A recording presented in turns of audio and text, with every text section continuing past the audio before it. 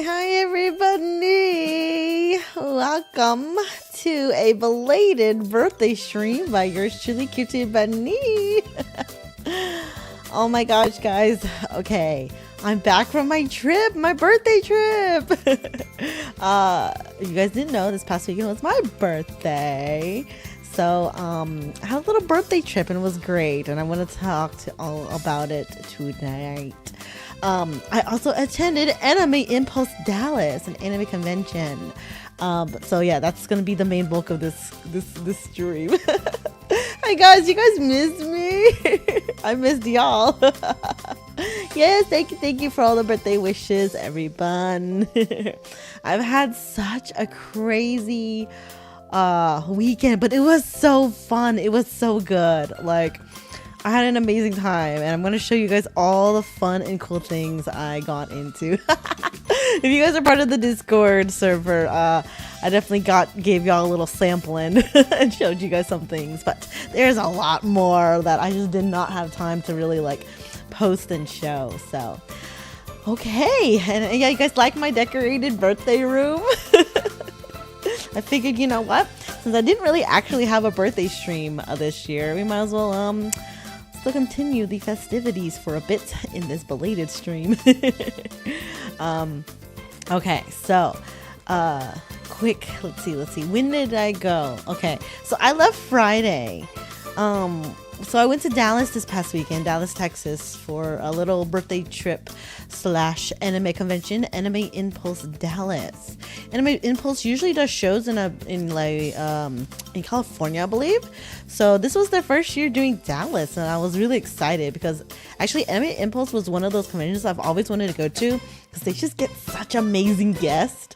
So I'm like, oh, when I found out they were having one in Dallas, I was like, hell yeah, and it's my birthday too. So excited. So I definitely got on that. So I actually went with my sister, my older sister. She came along with me on this trip because she's been wanting to go to Dallas again, because we hit up the spa. So we actually went to we actually flew in. I know I live in Texas and Dallas is in Texas, but it's kind of like a 4-hour drive. And I feel like my sister, she gets car sick kind of easily. So a 4-hour drive is like too much for her. So we just went ahead and flew in. So, that was fun. That was I didn't realize like the flight from Houston to Dallas was so fucking short. Cause you know, I never fly to Dallas. I usually drive, but it was like a 45-minute flight, if that. I feel like we were waiting in the airport longer than the flight. Pretty much, we flew up and then we flew back down. So yeah, so we did that. So that was good. At least we didn't have to be stuck in the car for like 4 or 5 hours. So yeah, so we flew in Friday. And then we hit up the spa. So there's this like crazy huge spa in Dallas. It's called like World Spring Spa or whatever. So we hit that up. Okay, so actually real quick, like synopsis. This is what I did this weekend. Spa, convention, casino. And of course, good eatings in between. So actually, let's go straight to the photos because I want to show y'all the spa. Let me see. One sec, guys. Okay, here we go. I just set up the slideshow right before stream, so I'm kind of like, okay. Right? Gambling never rests. Oh, hold on. I need to switch. There you go. Okay. I know. Gotcha. Gambling all day, all night. Casino. And then casino. Anyways, okay. So, I didn't take too many pictures at the spa. So this was a very interesting spa. Usually when you think of like a spa, you think of like inside, right? But this spa had a really interesting concept. It was like mainly outdoors. Actually, all of it was outdoors, except for the like the locker rooms and the massage part. But so all of it was outdoors. It had a bunch of I wish I took a little more pictures, but I kind of felt weird taking pictures because like everyone's like, so we're all in our bathing suits. Everyone's in their bathing suits. So it reminds me a little more of like going to the pool, because there was just a bunch of like different like hot tubs around. This was actually the main pool. So there was a bunch of hot tubs around. They were like different. They were like from different parts of the world. Like, oh, this one's like Japan hot springs. This one's like Korea. This one's Italy, and all this different stuff. They had like different temperatures and different minerals in them. So it was really cool actually. So but everyone's in bathing suits. And then you just kind of like got to chill in wherever you want. Like it's all open. You just go whichever. You can order drinks from the bar or they bring it to you. You know, it was really nice. It was like I felt a little fancy. So it was really cool. There we go. Here's one of the spa pools we were in. This was one of the bigger ones. So we got to do that. I didn't take too many pictures or videos because I kind of felt weird, you know. Taking pictures and videos and everyone's kind of like in their bathing suits. So I was like, okay, well, I got some photos of the water and stuff, but I should have taken a little more, but it's okay. It's my first time there and I was a little like nervous. But it was really nice. It felt so good. I think my favorite one was the Japan one, where the water temperature was 103 degrees Fahrenheit, which was the highest one I saw. Everything else we went to, like the Korea was only like 101 degrees Fahrenheit, and some of the other ones were like lower, like 98 and stuff. But yeah, so I don't know. I guess I just really like my hot water. I shower in really hot water too, so it makes sense. It just felt so nice. So that was great, and they had like rocks at like little pebbles at the bottom. It was just really cool. It was a very cool concept. Yeah, they did kind of simulate like hot springs from different countries. There was like Japan, Korea, Italy, I think there was even Mexico, and yeah, a couple of the European countries. I can't remember all of them because there was a lot. There was so many. They even had a pool that was like, they call it the Dead Sea pool.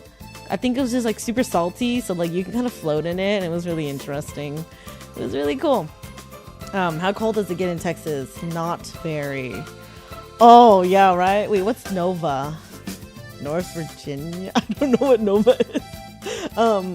Yeah, right. Okay, this time of year, it still feels like freaking summer. Our temperature, like our hot, it still feels like 85, 90 degrees Fahrenheit. Like it's not cold at all. It gets a little chilly maybe in the very, very early mornings or in the evenings. But honestly, during the day, especially when the sun is shining, it is perfectly great weather for swimming. So yeah, it's still very warm right now. Our cold winter weather doesn't really come until like January, February. In my opinion, February is our coldest month. And it only happens for like 2 weeks. At max, like 1 month. So it still kind of feels like summery in my opinion. It's kind of hot still. But yeah. I love hot showers. I think it's mainly like a girl thing. We love our freaking lava hot showers. I know men are like don't like hot showers that much. That's why it's really hard for dudes to shower with girls, because our water temperature is so high. Y'all are getting burnt. But yeah, no, I have to have it pretty hot. Tap temperature is too cold. Okay, North Virginia, that was right. Okay, yeah. Oh my god, if you're in North Virginia, that's really cold. But yeah, see, I love hot showers, but I don't like being hot. It's kind of strange, huh? I don't know, because I get hot easily. Normally, like if the heater's on or hot weather, but I like hot showers, hot baths. So yeah. Is hot water bad for hair and skin? It dries your hair and skin out, I think, a little more, but we just like it because it feels good. That's what conditioner and body lotion's for, if we get dried out. So it's whatever. I love hot water. And most girls don't, I feel like a lot of girls don't wash their hair every day anyways, because it damages their hair. So there's that. But yeah, so it felt so good at the spa. I loved it. We were there for like, so we had like a 3-hour soak session. So like, you know, you got to be there for like 3 hours. And then we, my sister for my birthday, she booked us massages. So we got to get like, we got our massage. Got that, was it a Swedish massage? My sister does deep tissue. Oh my god, I don't know how she does that. Because I feel like Swedish massage already hurts. They're like freaking beating up your body. But I mean, it feels good. So it's really good for your muscles and feels good like afterwards. But man, during the interim, it fucking hurts. And I'm too much of a weenie to like tell them like, hey, can you lay off? I mean, if I'm really like, if I'm really being hurt, then I'll let them know. But I'm just like, yeah, you what do you call it? Like what's it called? Massage those knots and out of my muscles. It's always like the old Asian ladies too. Oh my god, they are so strong. I don't know how they're so strong, but most of the time when I get massages, it's always like an old Asian lady, and damn, they can really beat you up. Don't mess with those old Asian massage ladies. They know how to use their muscles to beat up your muscles. But yeah, it feels good afterwards. So yeah, that was that. I'll give you guys some fan service. I was like, it felt so good. Here's my leggies in the water. I was like kind of floaty because I was like, I can't control my like, I don't know, it's like you float. I guess because, oh, it's salty.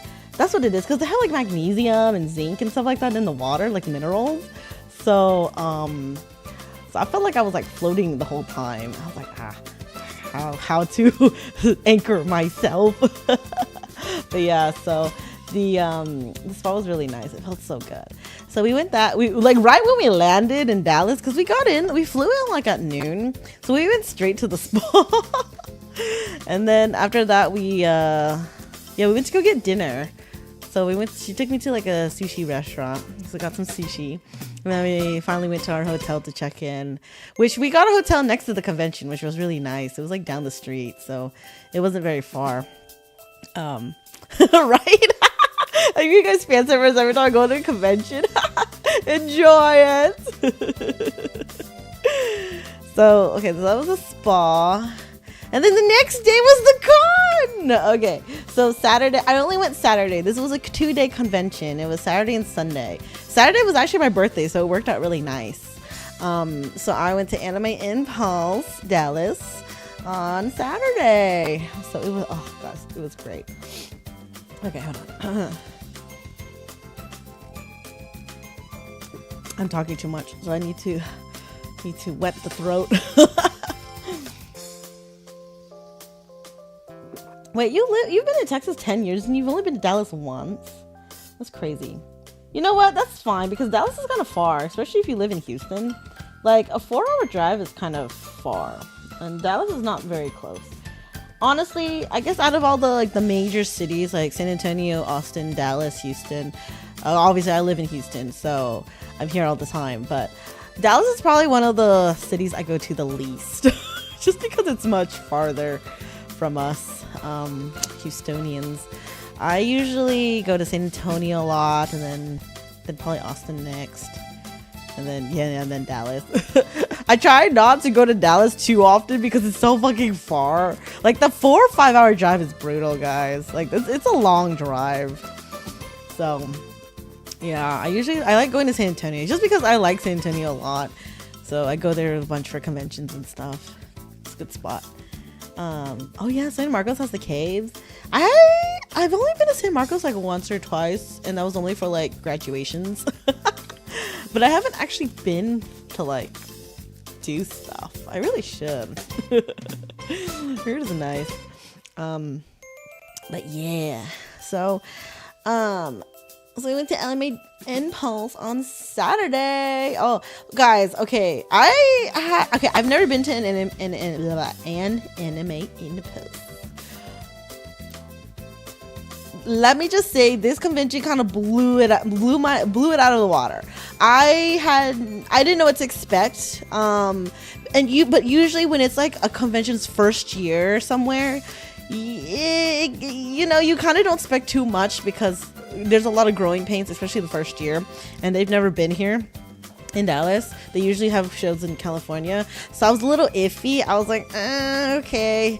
And then I knew the convention center wasn't the greatest either. It's kind of smaller. It's on the smaller side in this city. So I'm like, okay, well, let's see how they do. Okay, I have to admit, they know how to run a convention. Things were very efficient, which is great. A lot of cons fail in efficiency, especially when trying to get people through the door, get their badges and, you know, entry. Layout was good. Actually, it was great. It was mainly, since this is kind of a smaller convention, it was mainly confined to like one big like room, one big like exhibit hall. But they did a really good job with it, and I was very impressed actually. So I'll show you guys in a bit, but I was very impressed by this convention. Like, okay, I've been to conventions for a very long time. Let's see. By now, I've probably been going to conventions like 15 years? More than 15 years? Let me see. Oh, fuck, I'm old. Hold on. Fuck, I've been going for 20 years? I've been going 2008. I gotta do the math. I can't do the math. What is the math on that? What year are we on? Oh shit. Okay, that's almost 20 years of cons, guys. I've been going to conventions almost 20 years. I have a lot of convention experience from small to large. I mean, I've been to Anime Expo. Small, large, medium, everywhere in between. Run well, run badly. I've been on staff. I've been a volunteer. I've been a vendor. I've been an artist alley. I know every part. I've ran panels. I've done a lot. I'm very well versed in conventions, and I'll have to say, MA Impulse did a really good job. And I guess you could say I'm a very harsh critic for conventions because I have seen it all. So I was very impressed. So it was great. Okay, let me see what else we got. Oh, okay. Oh my God. This convention, I really wanted to go because one, they had an amazing guest, but two, I didn't. I found out so late, like, you know, I already was planning on going, but they had the official Nikkei booth, guys. So official Nikkei booth, they had official Honkai Star Rail booth, and then they had official Zenless Zone Zero. I'm not going to really talk about Zenless Zone Zero because I'm not into that. But Nikkei and Honkai, oh my God, guys. It was so good. Let's just say I spent a lot of money shopping. Okay, so they had it to where, like, right when you walk through the doors, you had the Nikkei booth. I just realized I forgot to add a photo, but that's okay. Hopefully I'll remember at the end. Anyways, so... the first thing you see, you know what, I'm gonna forget, so I'm gonna add the photo real quick. It's gonna be at the end of the slideshow, but it's okay because I'm gonna forget later, and I really want to talk about it. Hold on, let me add it. Okay, yeah, reset my thing. That's okay.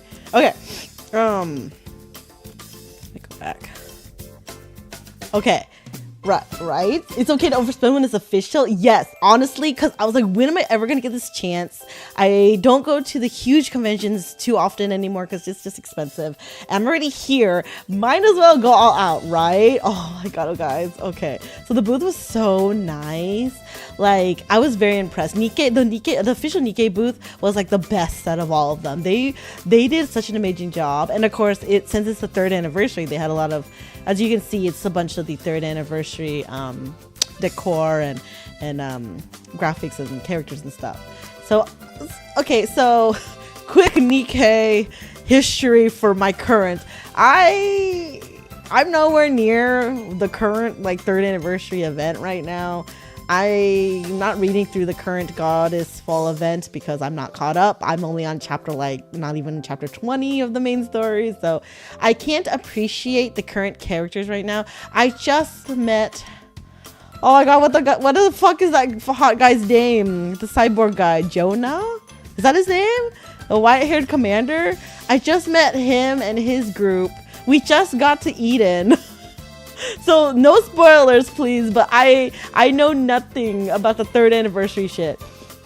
So I just met Haran. Yeah, we did that test. We got to Eden, so I just met them. So I couldn't appreciate the 3rd anniversary stuff that much because, you know, I'm not caught up yet or not there. And I didn't play through this event really. I skipped through it to get the rewards, but that's about it. But it was still really cool to see. And so it was great. Man, the Nikkei booth line was so fucking long. It was the longest line. And I was in it for a while before I finally got to where you could buy the shit. But it was worth it because they had it wrapped around the booth where you can look up stuff while you're in line. So it was nice. So let me show you guys a little more. So it was like the Nikkei store. They did a really good job. It was really cool. Okay, I got videos. Excuse the cue cards because I cannot put videos in the slideshow. Oddly. So I have them separate. Okay, let me show you guys the booth.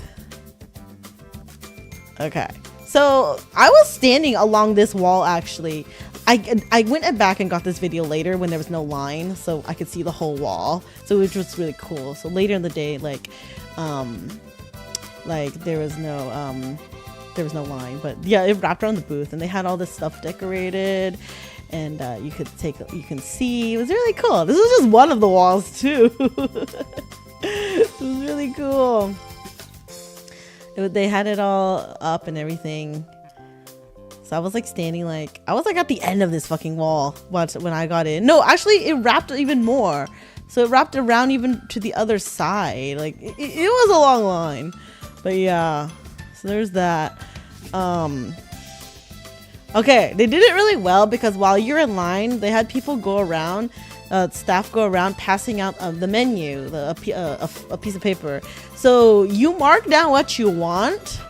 And then when you get up there, you know, you give them the paper, and then they get you your stuff and you pay. So I was like, oh, that's really efficient because then, you know, people aren't just standing at the register forever.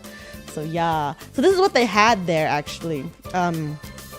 I also bought stuff for my friend too because he's very into Nikkei, and he wasn't able to make it. So I was like, I'm at the Nikkei booth. What you want? So not everything I bought was for me.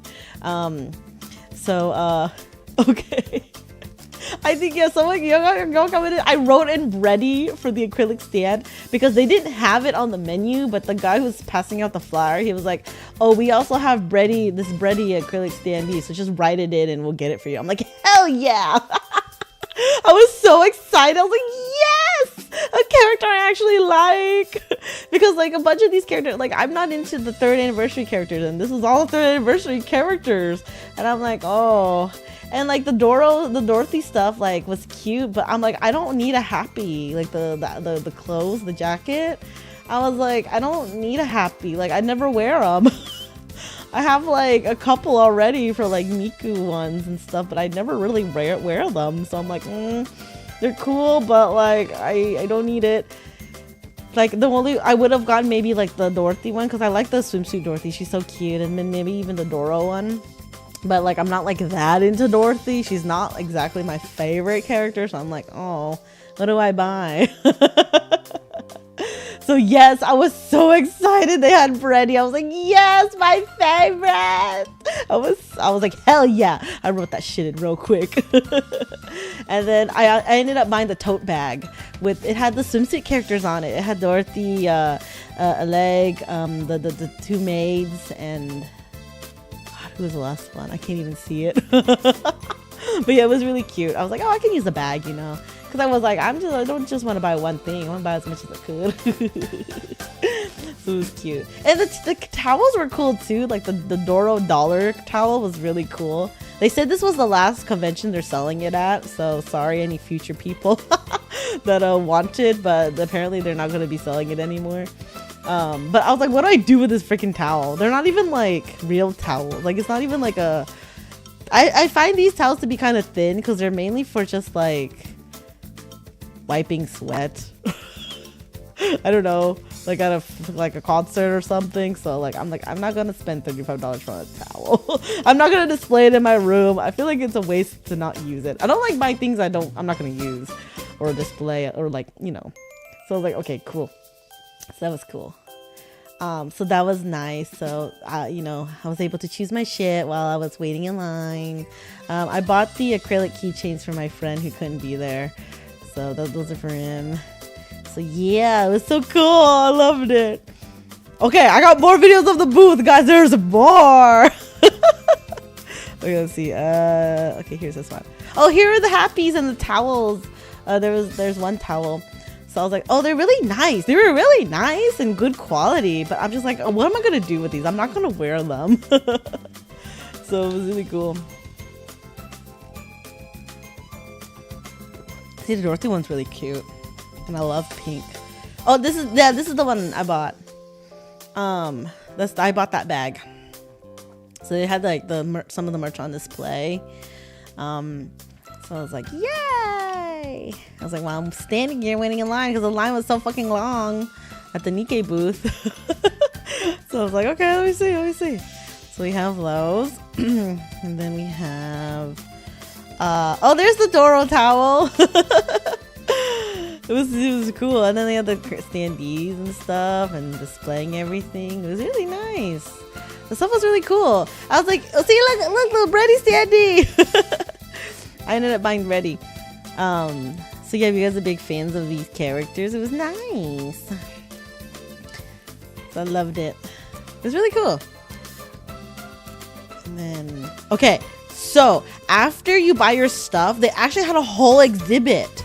So they had this whole exhibit part next to the store, like on the side of the store. So they, you know, they had like the artwork and then like the little I don't know, the words.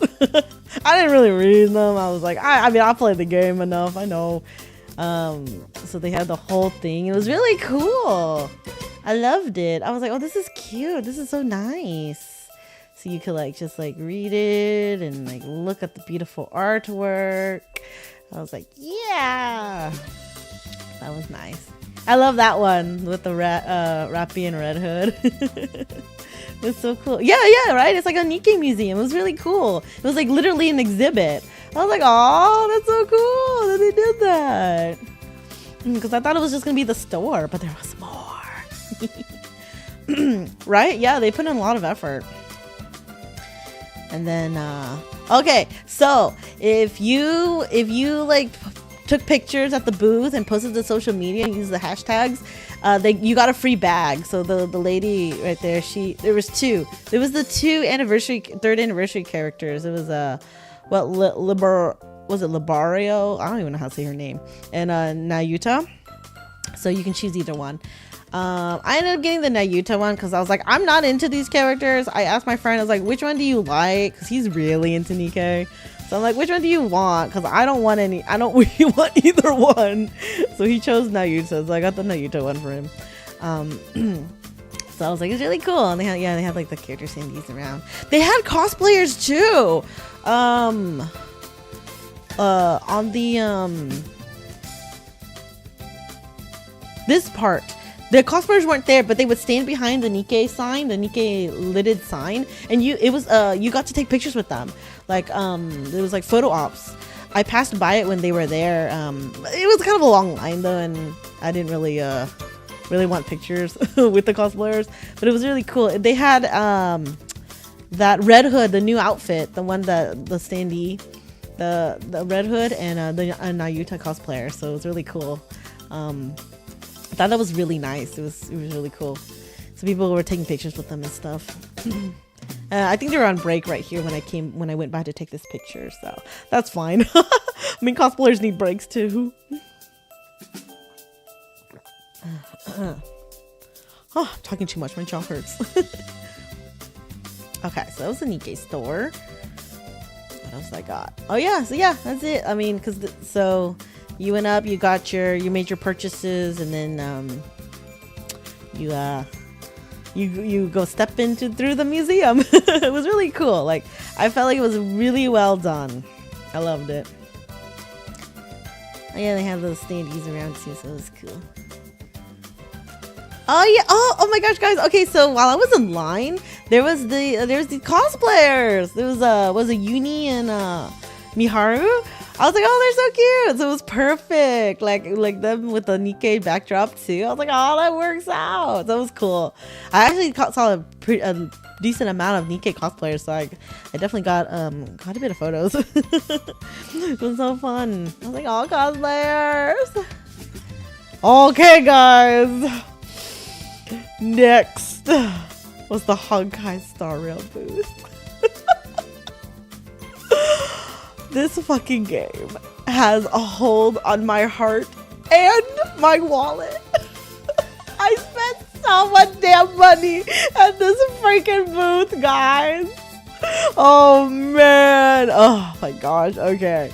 Okay, so their booth was mainly just a store. They didn't really have it as decorated, I feel, as Nikkei, more like not as an exhibit. But it was still cool.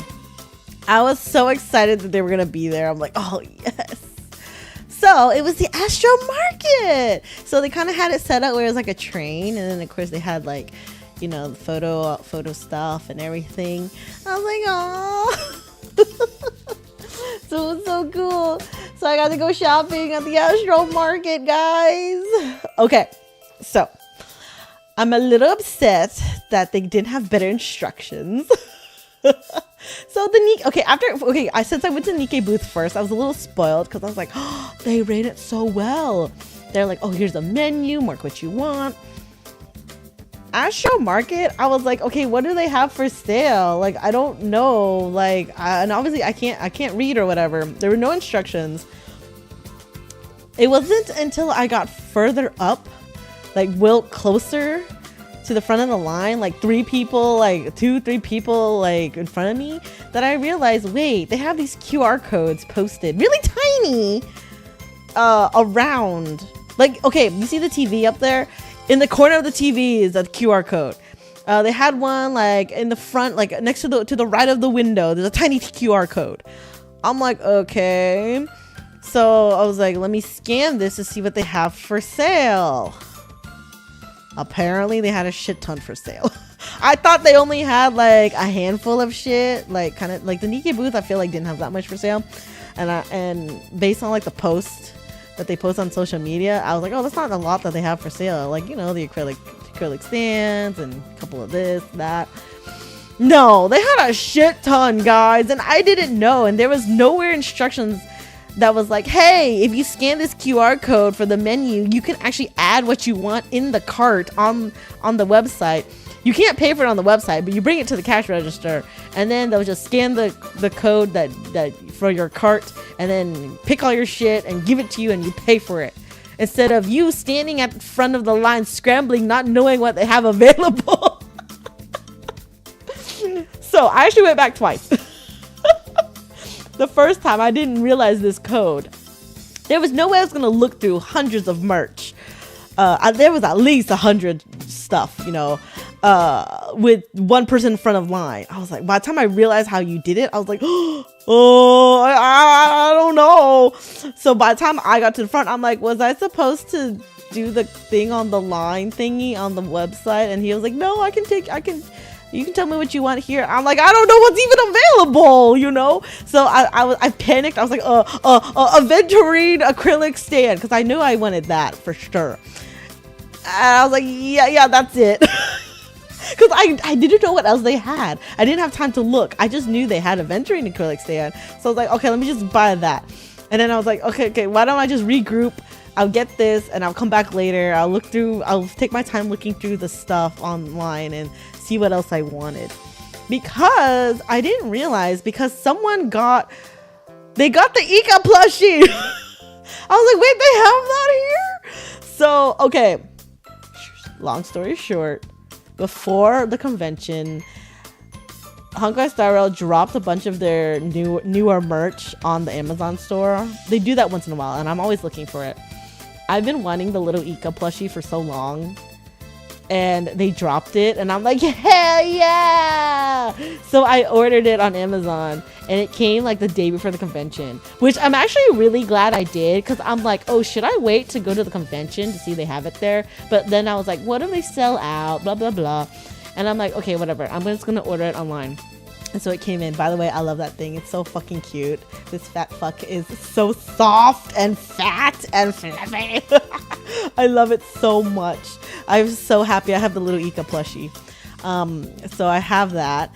And so I'm kind of glad, because he's like really fucking big.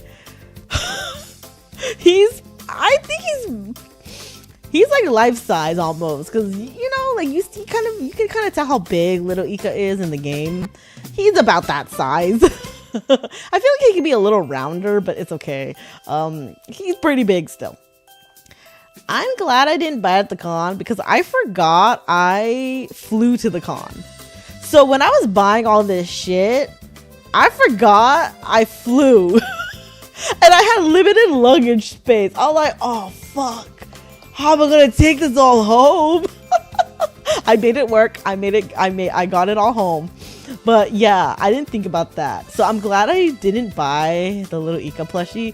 I see, little Ika's name is so ironic, because his name is Little Ika, but he's a fat fuck. He's so fucking fat. So yeah. So I'm glad I didn't buy him at the con. Oh my god, yeah, right. I had to put all my clothes on, so I had before going on the plane, so I had room in my luggage. That'd be funny. But you know what else they had though, guys, that they did not put on their Amazon store, and I've been waiting and waiting so fucking long to get.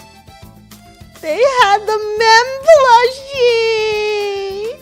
I got mem, guys. I'm gonna show you pictures at the end, but oh my god, I freaked out when I saw mem on the menu. I was like, no way, mem! Oh my god, mem was an expensive little fucker, but I had to have her. She was the most expensive thing I bought actually at the con.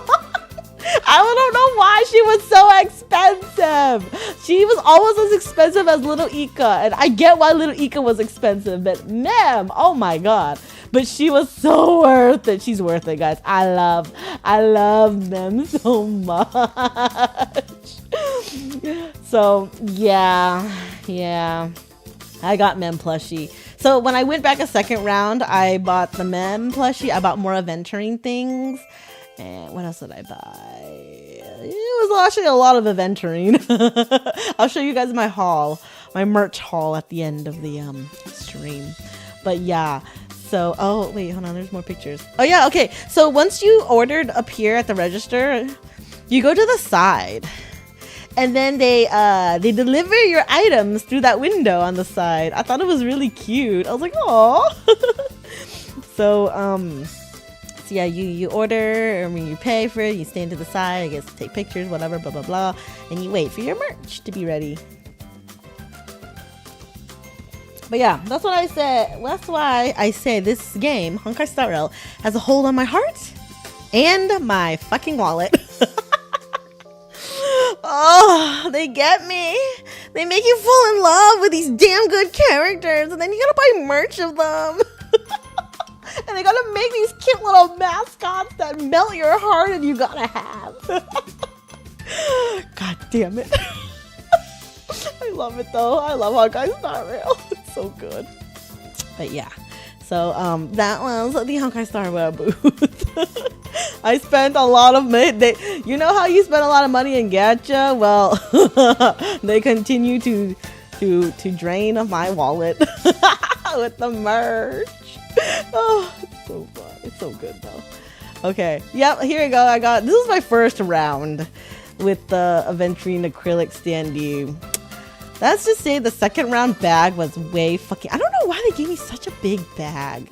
The mem plushie was big. Okay, the problem is that the mem plushie was in a big ass box, which I felt like was so unnecessary because she only took up like half the box. So I don't know why it was such a big box. And they had to give me such a big fucking bag. I couldn't even take it home, I couldn't take the second bag home with me because it was so big and it wouldn't fit in my luggage. Even if I folded it, it was too much. And I was like, it's okay. And it wasn't Honkai Star Rail specifically. It had like all their games on it. So I'm just kind of like, I'll just leave this bag. I don't need it. What the fuck am I gonna do with it? I think they only had 2 sizes. They had this small one in my hand right here, and then the big ass fucking one. So I'm kind of like, what? I know Mem was big, and I bought a lot of shit, but like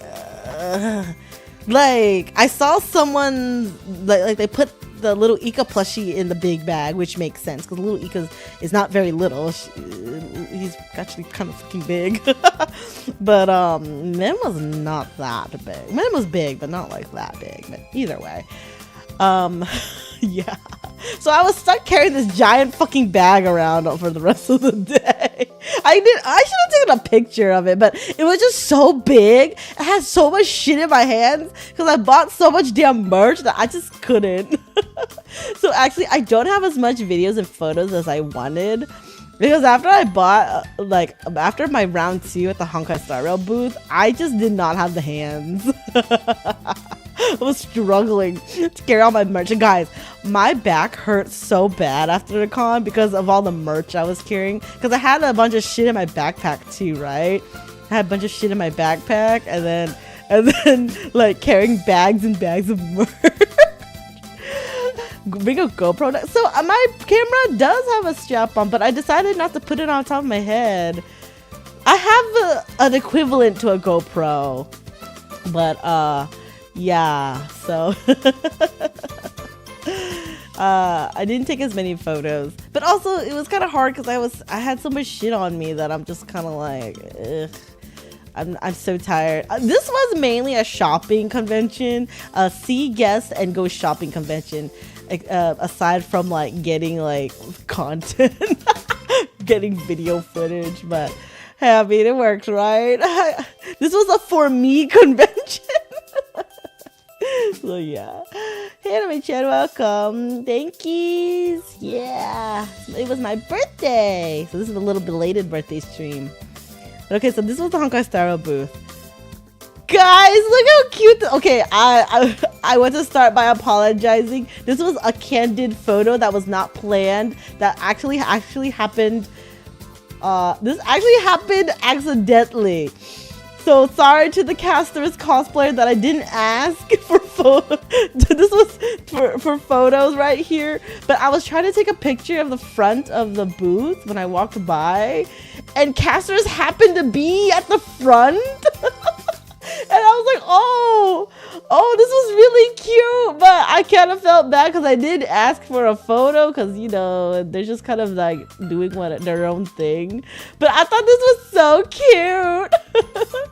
So, yeah, I was like, okay. But I actually ran into her later and got an actual proper photo because I found her later. So, but I was like, oh, this looks so good. Casters is going shopping for Honkai Star Rail merch. It was so cute. Here we go. There we go. I found her later after I went shopping, and I was able to get a photo for her. This is really good. And I was like, oh, the background is so appropriate. They had a bunch of like random backdrops throughout the convention, so you can take photos of that. And I thought it was really cool. So that was like very fitting. I was like, it matches her. So yeah, I ended up finding quite a bit of Honkai Star Rail cosplayers, which was nice. There's Casterus. And then look! I found Saridra and Hycelins. I was like, oh, that's so cute. And so I was like, aw. None of these cosplayers are us. I did not cosplay at this con. This convention also, one, I was flying in, so I didn't have room for cosplay in my luggage, and two, this was a shopping trip, shopping and meet guest convention. So I didn't have any cosplays planned actually. I would have done a cosplay Blue Archive again, but Hifumi kind of takes up a lot of space with the the whole paper bag thing and the halo, so I didn't really want to risk it. But yeah, I was just wearing normal clothes this con. Oh, and then there was in the Kafka too. That was cool. They were like earlier in the line than me. They were waiting for their merch. It's like, oh, perfect. I just realized I like lined up that shot really well too. Like, look like in between the two trailblazers. Look at that. Oh, and then I found Trailblazer and Blade. I was like, nice. Okay, the next thing, guys. Okay, so after the Honkai Star Rail booth, after my shopping, I was like, oh, why don't I walk towards the voice actor guest area? So, let me show y'all. Okay, they called it the Valley of the Voices. And so it was a bunch of the voice actor guest booths lined up. So I got to meet Finon and Mighty's voice actor and Japard. So I was like, oh yes, okay, and I was like, oh, the line's not too long. So I I went over here. Joshua Waters, Finon's voice actor, his line was kind of long. So I was like, okay, let me go to Mighty's line since it was kind of shorter. So I got into Mighty's line first. Sorry. Okay, so I'm in line. So I'm waiting for Mighty. So I'm in the Mighty line right here. And Finon is next to Mighty. And then next to Finon was Anaxa. They actually had a lot of Honkai Star Rail voice actors. So they had Mighty, Finon, Anaxa. Anaxa's voice actor wasn't there though. He wasn't on his booth. And then next to Anaxa was Silei's voice actor, Molly Zhang. She had a really long line. I was surprised. I was like, oh, she's popular. But then I realized she does a lot of other voice characters too, from like ZZZ and other things. I was like, okay, that makes sense. So her line was like longer than Finon's. I thought Finon's would be longest, but no. Silei's voice actor's line was longest. So I'm waiting in line for Mighty right now. And I already knew what print I wanted because you could see they have the prints on display. So I was like, okay, I'm gonna get the print with both Mighty and Finon on it, and then they can both sign it. So, cha-chan! I got this print and I got them to sign it. Oh my god, guys. Okay, so they're like, oh, who do we make it out to? So I was like, okay, you can make it out to Cutie Buddy. Then they're like, do you want a quote on it? I'm like, yeah, sure.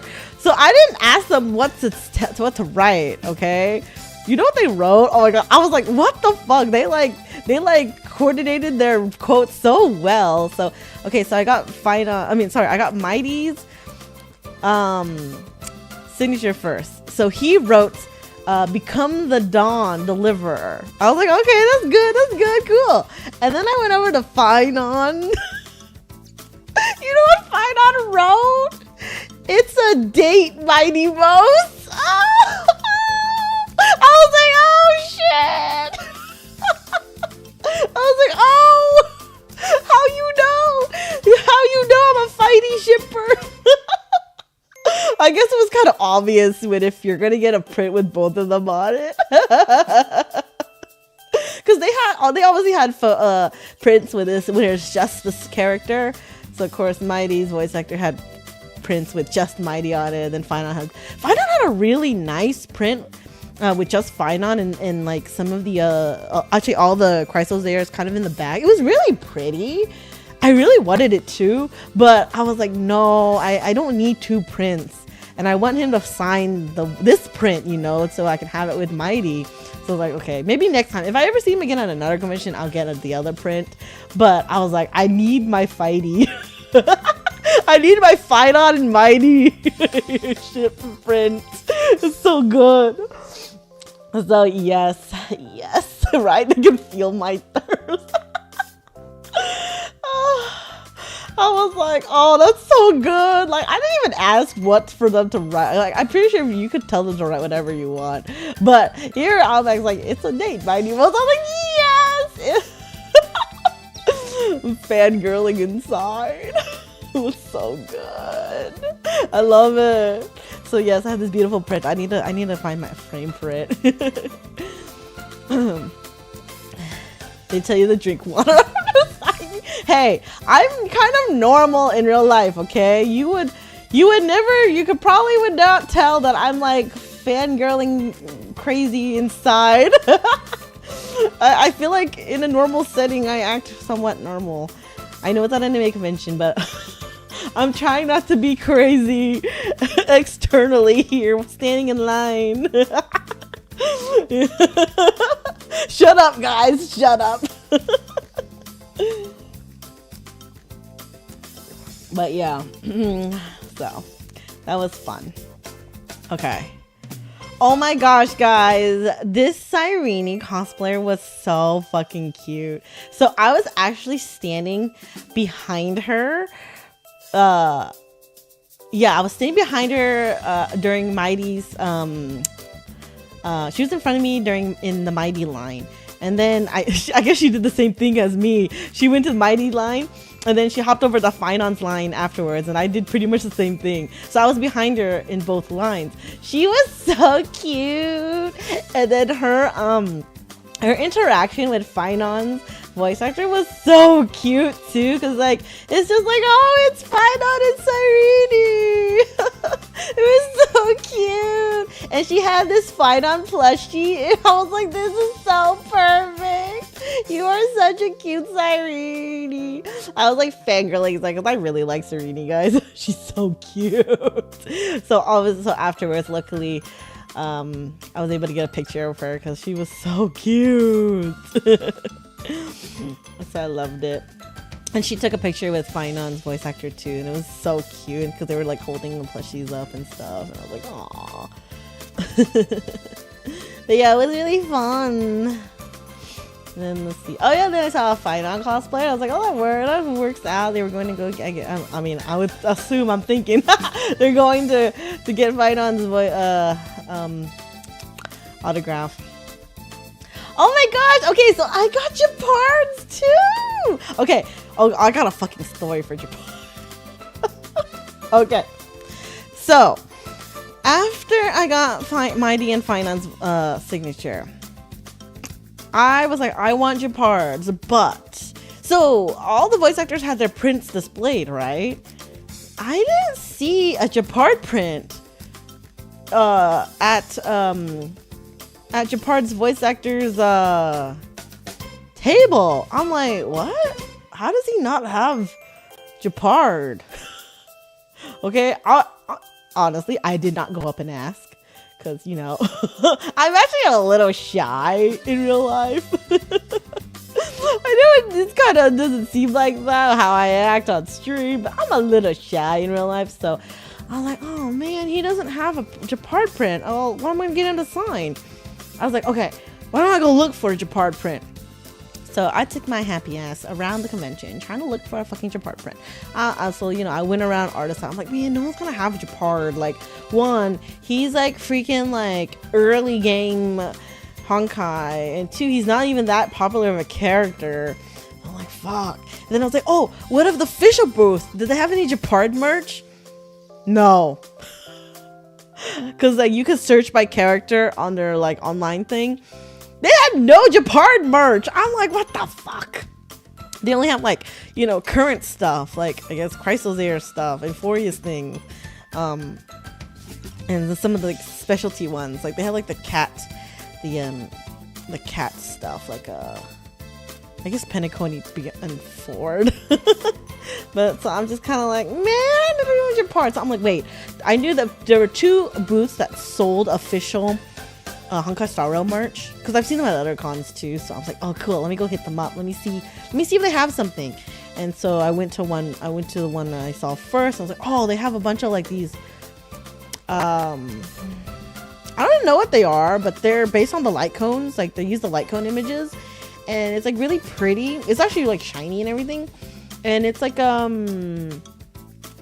it's flat, but in the back of it you can pop out a piece where you can stand on its own. So it's like a little display piece. And I'm like, oh shit, okay, well let me see if they have Japard. It's a big stack, guys. This is a big fucking stack because there's so many freaking like things, like light cones and like some of the illustrations. They even had like the Kid Boot Hill one, you know, like certain cutscene pictures. I'm like, what the hell? There's so many. So I was like, I was looking through the stack for a while, And not only Honkai, they had Genshin and even Honkai Impact. So not even Star Rail stuff. So I'm like, oh my god. So I'm like looking. I'm like almost to the bottom of the stack. And finally, I was like, yes, they have Japard! I was like, oh, thank you. So I got the Japard one and some other stuff I saw that they had, like some other Aventurine and Boot Hill stuff I saw. So I was like, yes, okay, let me buy this, and let me go back to the voice actor booths, go get Japard's voice actor's signature. So I make my happy way back, my happy ass, heading back there. And then I'm like, fuck, I gotta open it because it's a bunch of packaging. I was like, shit. I'm like standing like off to the side, like trying to open this. I was like, how much packaging is there? It's like an outer plastic, like the paper thingy, more plastic. I was like, oh my fucking god, how much is there? Okay, got everything. I'm like struggling. I'm like, okay, got it. Walk up. Oh, he's not there. Wait, I was like, wait, you're not the voice actor. It was a volunteer. They were watching the table, and there was a note on the table saying, be back 2:30. I'm like, oh, shit. I was like, oh, no. I was like, oh, okay. He was like, yeah, they'll be back later. I was like, oh, fuck. And then I looked at my watch, and I was like, oh, it's 2:28. I was like, oh, he'll be back soon. Okay. Cool. So, nice. So I just stand off, stand a little back ways from the booth, so I'm not in the way or whatever, and wait. I was like, okay, he'll be back soon. I'll just take a breather here, drink some water. Okay, guys, I did not eat. I was going on adrenaline. I ate breakfast in the morning before going to the convention, and then at the convention, like I had to like freaking remind myself, yeah, you need to drinking fucking water, girl, because you're gonna get dehydrated. But I didn't eat anything. Even my sister, because she went to go to a cafe with a friend for a little bit. She even was messaging me, and she was like, hey, you want me to bring anything back? I'm like, no, I don't want anything. I was like, I'm good. Luckily though, I had a protein bar in my backpack I found. I was like, oh, thank you. Okay. So I like gobbled that down real quick. Like, okay, it's something, But I was just going off of a trend. I was like a man on a mission, guys. I was like, I'm gonna fucking buy my merch. Get these voice actors' signature. I made sure to drink water though, so I was all good. My sister did bring me back like a matcha latte though, like an iced matcha latte. So I like chugged that shit because I was waiting in line. I was waiting for him to come back. Yeah, of course, he was late. He didn't come back at 2:30. I was waiting, I think, like an extra like 10-15 minutes. I'm like, that's fine, they need a break. But I'm like, where is he? I'm like, I'm just waiting. I'm like, oh, is he ever gonna come back? And then, okay, finally he comes back. I'm like, oh, thank you. Okay. So, I'm like, he's getting settled. Okay, maybe I should join the line. I was like, I don't really exactly want to be the first one, but then I saw people getting in line. I was like, oh, okay. So I quickly go over there. I'm like the second person in line. And so I went up. I'm like, so when it's my turn, I was like, you don't have any Japard prints? And he was like, yeah, I do. I'm like, what? He was like, I just don't have them displayed. So he had like a print book on the table. And he was like flipping through it. He was like, here you go. I'm like, oh.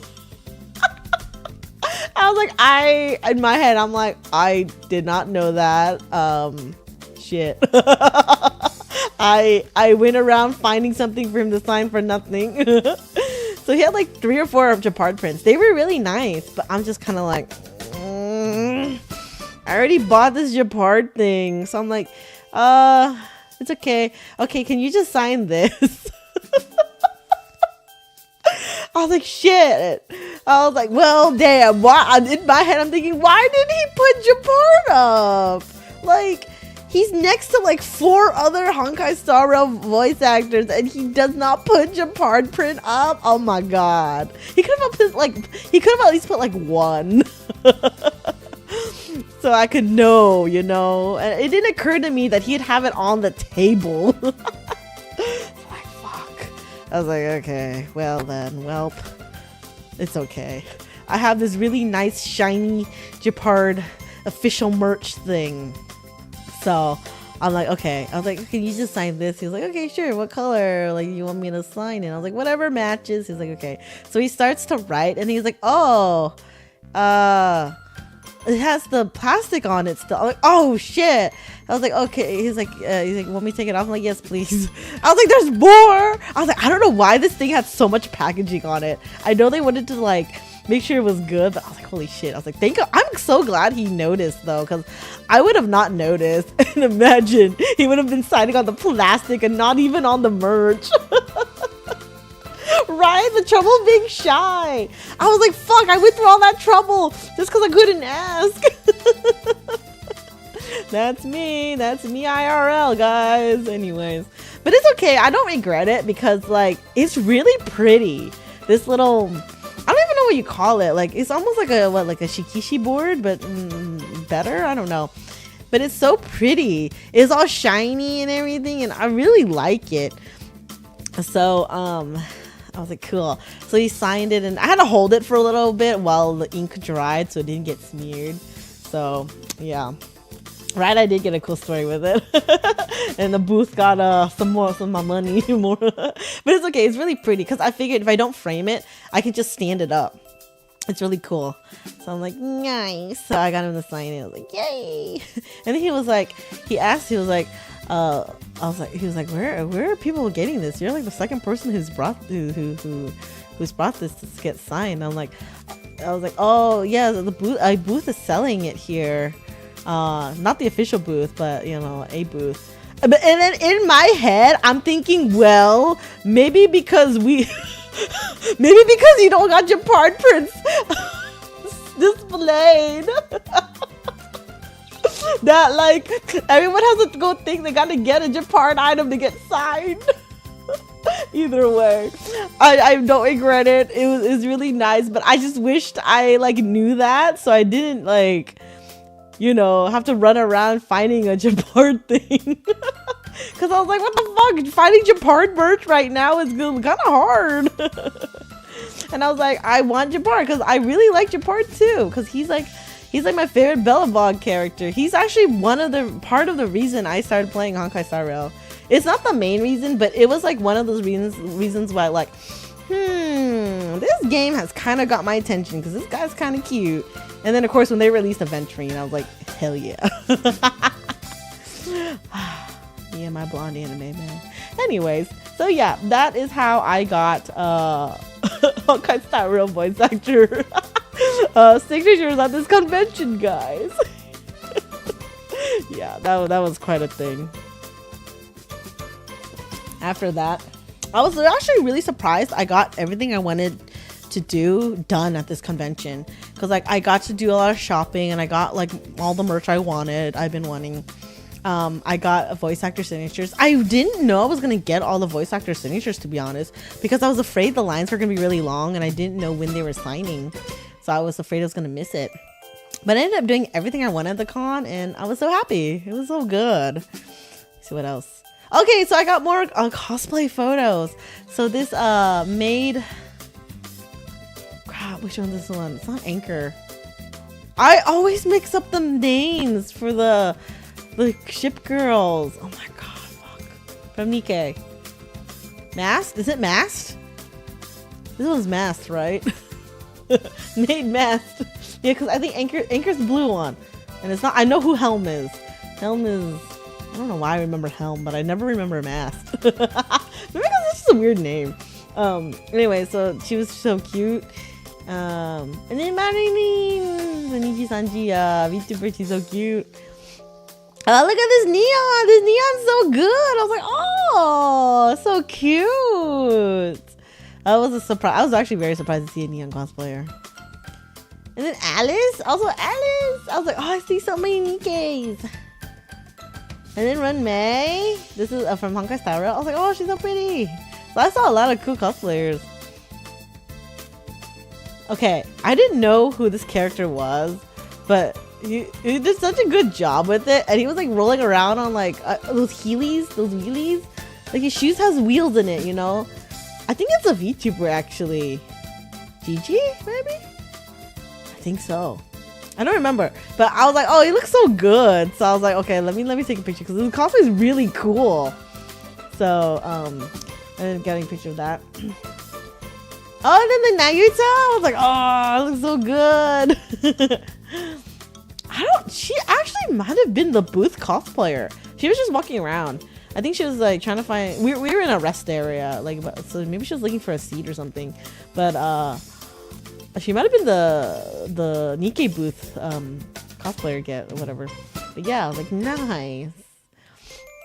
Oh look, and I found a crust. I walked by her. We were in the artist. I was like, wait, are you cosplaying Crust? She was like, yeah. I'm like, oh, so cute. I was not expecting to see a Crust. I was like, damn it, I should have been Breddy. I actually do want to cosplay Breddy soon. It's on my list of next cosplays to do. I was like, I need to do Breddy cosplay, and I was thinking another Blue Archive cosplay. I was thinking maybe Moe, but I don't know yet. But definitely Breddy. Breddy is on my next to do.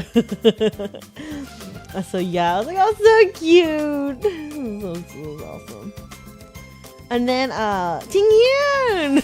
I'm like, oh, this is actually back at my hotel. It's kind of perfect.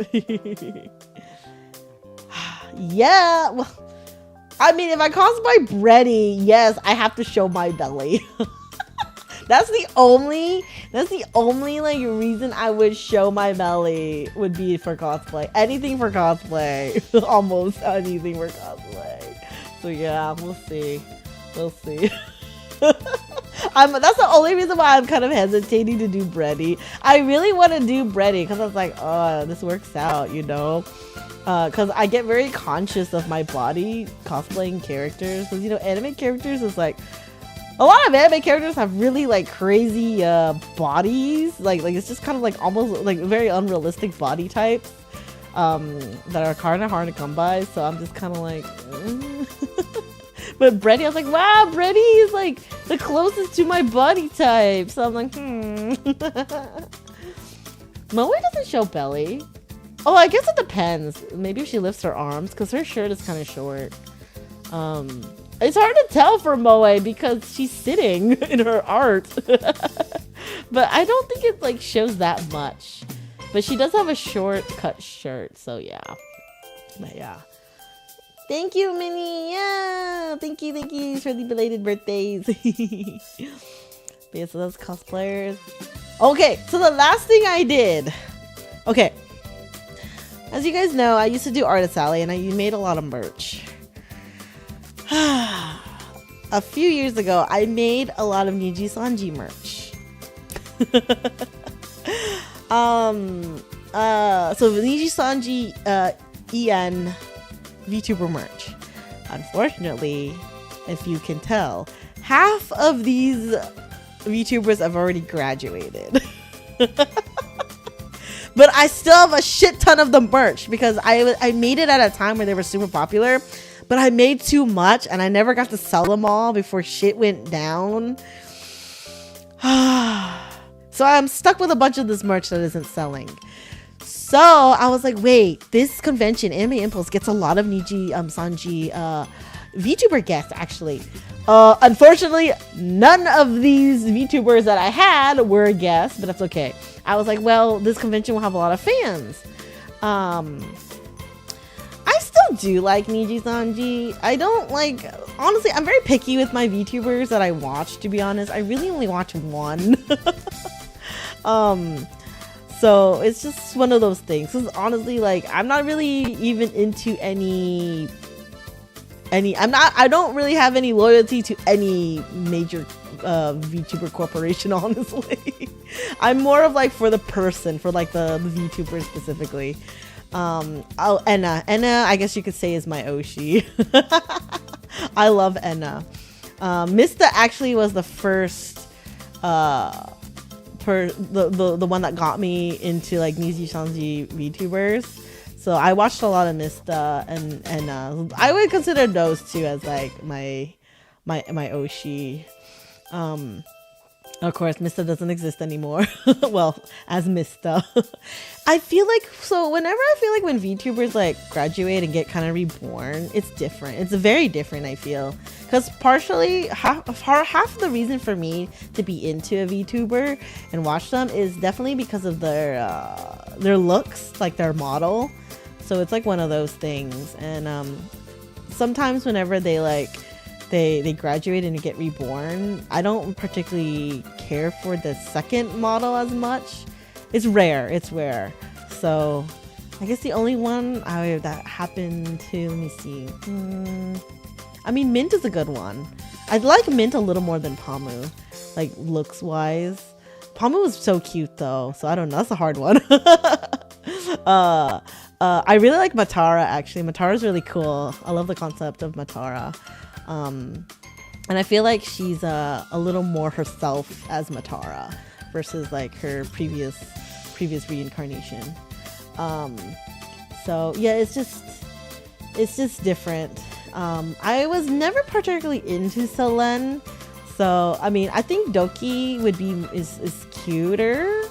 I don't know, because Selene's design was really cool, so it just really depends. So I just feel like things get different when they graduate, which is okay, because like if they're happier with themselves being reborn, then that's great. So but it's just, for me, I feel like a reason why I would watch a VTuber is definitely their design and their model. So yeah, so I find myself when not watching a reborn VTuber as much as their original. But I mean, it is what it is, right?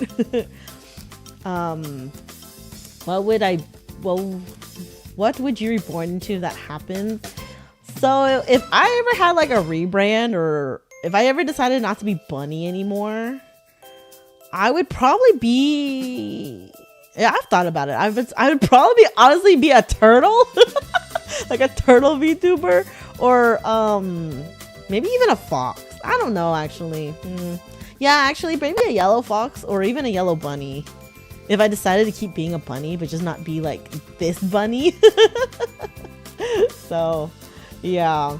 I think it's just maybe I'll just be normal. Maybe I just won't be an animal. I just feel like an animal. No, I'd be a turtle girl. I wouldn't be an actual turtle. I'd be like a turtle girl. Like kimono Mimi. Even though turtles don't even have ears. I actually saw like a turtle girl VTuber one time, like the design, and I was like, oh, that's cute. But yeah, have you guys ever seen Kimono Friends? Like, there's actually a red-eared slider girl in Kimono Friends. She's not in the anime, but they do have a design for a red-eared slider, and it's so fucking cute. And I'm like, yes, something like that. But yeah, no, I have not auditioned before. I have thought about doing VTuber auditions, of course, like, back in like when I first started VTubing and stuff. But then I thought about it, I was like, no way, I do not have that fucking time. And like VTubing and streaming is not exactly my passion. I don't think I would ever want this as a career, to be honest, because it's a lot of work. Like, you don't like the corp VTubers or even the indie VTubers that like do it full time. It's a lot of work, and I'm just like, that's not me. I do this a lot for fun mainly, and just because like I like it. But I could never turn this into a job, because then when you turn something into a job, you get kind of tired of it. You'll get burned out very quickly. I think that's also what happened with Artist Alley for me. When I first started doing Artist Alley, it was mainly a hobby, right? But then when I started kind of having to depend on it for like financially, it ended up not being fun anymore, and I got burnt out so fast. So it's just one of those things. Like, I'd rather keep this mainly as like a hobby. That's why I was like, I don't particularly want to do this. Like, I don't want to have to depend on this to live, because then you get tired of it quickly. Because I was like, I want to do this in the long run. I want to do this because it's fun and enjoy it. But yep. Slow and lazy. Yeah, right? I mean, that's me. My family even calls me a turtle. I just take life slow and easy, okay? Okay? Like, why? If I rush through things. But yes. Okay, so anyways, why this picture is here. I have all this merch. And I was like, well, since this is a big Niji Sanji convention, there will be a lot of fans here. I'm gonna bring this merch and just give it away. Because honestly, like, this shit's just sitting, collecting dust in my room. And I'm like, I'd rather it go to like fans, you know, like people who like them. So I brought a bunch, and I was like, okay, well, let me look for fans. Like okay, so definitely people who cosplayed the characters, those who had like merch on them, like Ita bags. If they had like Ita bags of the character, or had like stuff of them, I would be like, hey, do you like this character? You know, let me give it to you. So oh my gosh, it was so cute though, because everyone was so excited when I gave it to them. So I was like, oh, it was really cute. I love it. Oh my god, if you're behind on the stream, refresh. I think usually refreshing will put you current. But yeah, so I brought a bunch with me, and I gave out a good chunk just walking around the con, seeing like cosplayers, because like, you know, I saw some Pamu cosplayers. I saw a good amount of Luca cosplayers, so I was able to give those out. Finana too, I saw Finana. So I was giving them out, and then I was like, oh shit, I have so many, and then I was like, oh no, but then I was like thinking, I was like, wait, I need to give all this out, because I'm not gonna have room in my luggage, because I bought so much merch. I was like, okay, if I could give all these out, then I'll have space in my luggage for the merch I bought. So I was like, what am I gonna do? Because you know, it's getting to the point where I was like, okay, we're ready to leave the con anytime now, because I did everything I wanted. So I was like, I could just keep walking around trying to see if people want them. I should have made a sign, to be honest, but I didn't have time. And then I was like, wait, I think there's supposed to be a Niji-sanji meetup. Let me see what time it is. Did I miss it? Or is it tomorrow? I looked on the schedule. I was like, oh my god, it's happening in like an hour. I'm like, perfect. So I was like, okay, let me just go to the Niji-sanji meetup, because they were having like a meetup, like, you know, for cosplayers and stuff. I was like, perfect. There'll be fans there. I can get rid of this shit. So I ended up going to the meetup. I felt a little awkward just kind of going around like the crowd, be like, hey. But it worked out, because I ended up getting rid of all of it, but like one, I think I got like, I brought home like one Solen, but I was like, that's okay. But then I was like, I was tired. I'm like, I'm done. So I was able to get rid of everything. And I was, at one point I was like, how am I supposed to get rid of this? Because I don't have that many characters, right? So I just held each character in my hands and went around like, hey, are you a fan of these livers? Is anyone a fan of these livers? And so it was cool, because people were like, you know, yeah, I like this one, that one. So they were taking it, and I'm like, cool. So I got rid of it. It worked out. I was actually wearing an Enna shirt. Like I made an Enna shirt that I actually saw on my website.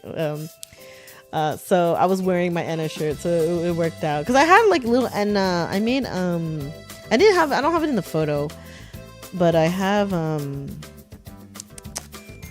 little like acrylic pins that I made. I drew of like a bunny Enna. It was literally a bunny like that looked like Enna. So I had those. So any Enna fans, I gave them out. Those out. So it was fun. It was fun. I was able to get rid of all of it. It was fun. Oh, your birthday's tomorrow, Immortal You. Nice. Happy early birthday. Mine just passed, so yay. But yeah. So that was fun. So that's how I ended the convention, actually, was the Niji-sanji meetup, and getting rid of my freebie merch. Because by then I did everything I wanted. I did all my shopping. I was like, I'm done shopping. After spending so much money at the official booths, I really didn't go around too much to buy from like Artist Alley or the other vendors, and I'm like, I'm done. I spent way too much money. But yeah, I mean, I looked around a bit, but I didn't really see much I wanted anyways after getting the official merch stuff. So I was like, cool. So the Niji-sanji meetup was the last thing I did, I believe. Okay. So that was it. I went back to the hotel. We went back to the hotel after that, and I had to repack. So I ended up taking pictures of all the stuff I bought before I figured out how to Tetris it into my suitcase. Okay, so this is what I bought from the official Honkai Star Rail booth. Of course, the bag they gave us was really cool. I got my Aventurine acrylic stand, some stuff, and little plushie. Was so cute. And oh, so the Saber ticket at the top, they gave that to me for free because I spent so much money. You could choose between the Saber or Archer, the red guy, the red one. And I was like, I'll just get Saber because I think my friend that I was buying the Nikkei merch for, he's really into Saber, I think. So I was like, this works out. Because I was like, I'm not into Fate. Yeah, I bought all this shit. With all the Aventurine. I was like, Aventurine, I love you. And then I bought like the one Finon, I think it's like a badge. So I was like, oh, he looks so good. I like this art of him. He looks so good. Oh, and then this is the other stuff I bought from another booth, where I bought the Japard thing for him to sign. So I was like, boo hell! And more Aventurine stuff. So I was like, hell yeah. Gotta have my boo hell, guys. I love boo hell. And then this is stuff I bought from the Nikkei booth. So I got the tote bag with the swimsuit.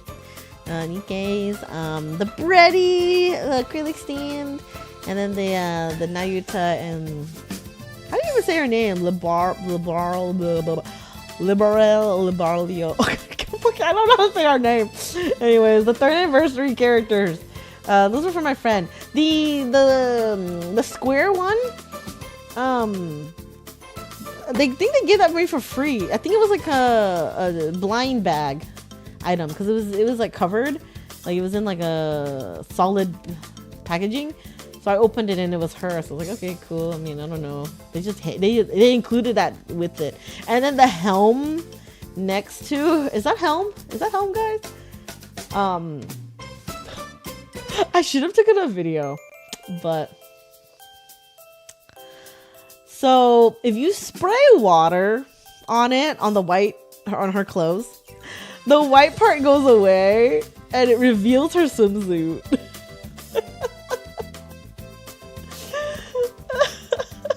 I was like, what the heck? So I thought that was cool. I think it was like free if you spent over a certain amount. I'm like, nice. So I thought that was cool. I'll get a photo. I'll get a video of it for you guys later and post in like the Discord or something. I was like, that's really cool. I was like, nice. Right? Okay, that boot heel is from the Valentine's Day. It's the Valentine's Day image. I love it so much. And I was so excited to see merch of it because I really like that photo. It's the Valentine's Day picture. This one too, for the Aventurine one. That's pretty of a bad photo because the light is glaring on it. But he's holding a present, and that's part of the Valentine's Day pictures.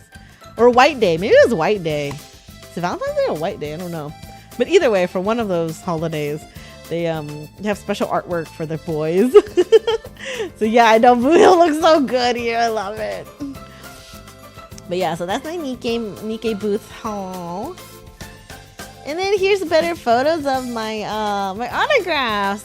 My Honkai Star Rail voice actor autographs. He's like, Mighty Omos' voice actor wrote, "Become the Dawn Deliverer."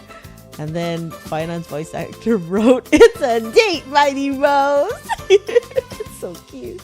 And then I like how Japard says, "I am your shield." I was like, "Oh yes, I love Japard." Okay, guys, the best part. This was the best, my most favorite purchase from this weekend. It's the Mem plushie.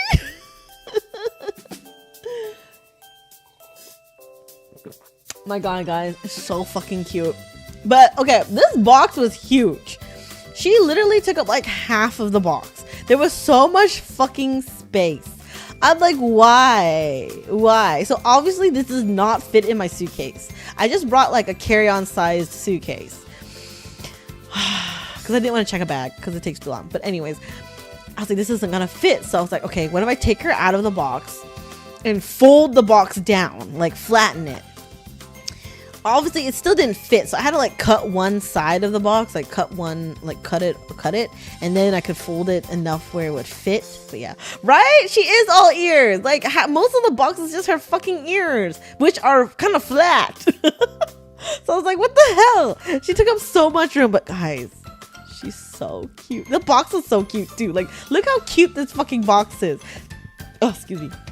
That's why I didn't want to throw the box away. I wanted to take the box home. It's so cute. I love it. I love it. So, look how cute she is. I love her so much. You guys don't understand. I love Mem so much. Like, she's pink. She's like starry. She looks like a bunny. She has like little like wing motifs. Oh my god, I love her. And she's so cute. Before she could talk English or whatever, before she could talk, she was like, Mem. And she's so cute. I love Mem so much.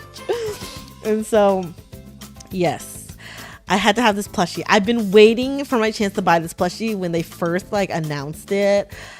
And showed images of it. I'm like, yes, oh my fucking god, I need you so bad. But I was so sad when they didn't release her on the Amazon store with little Ika.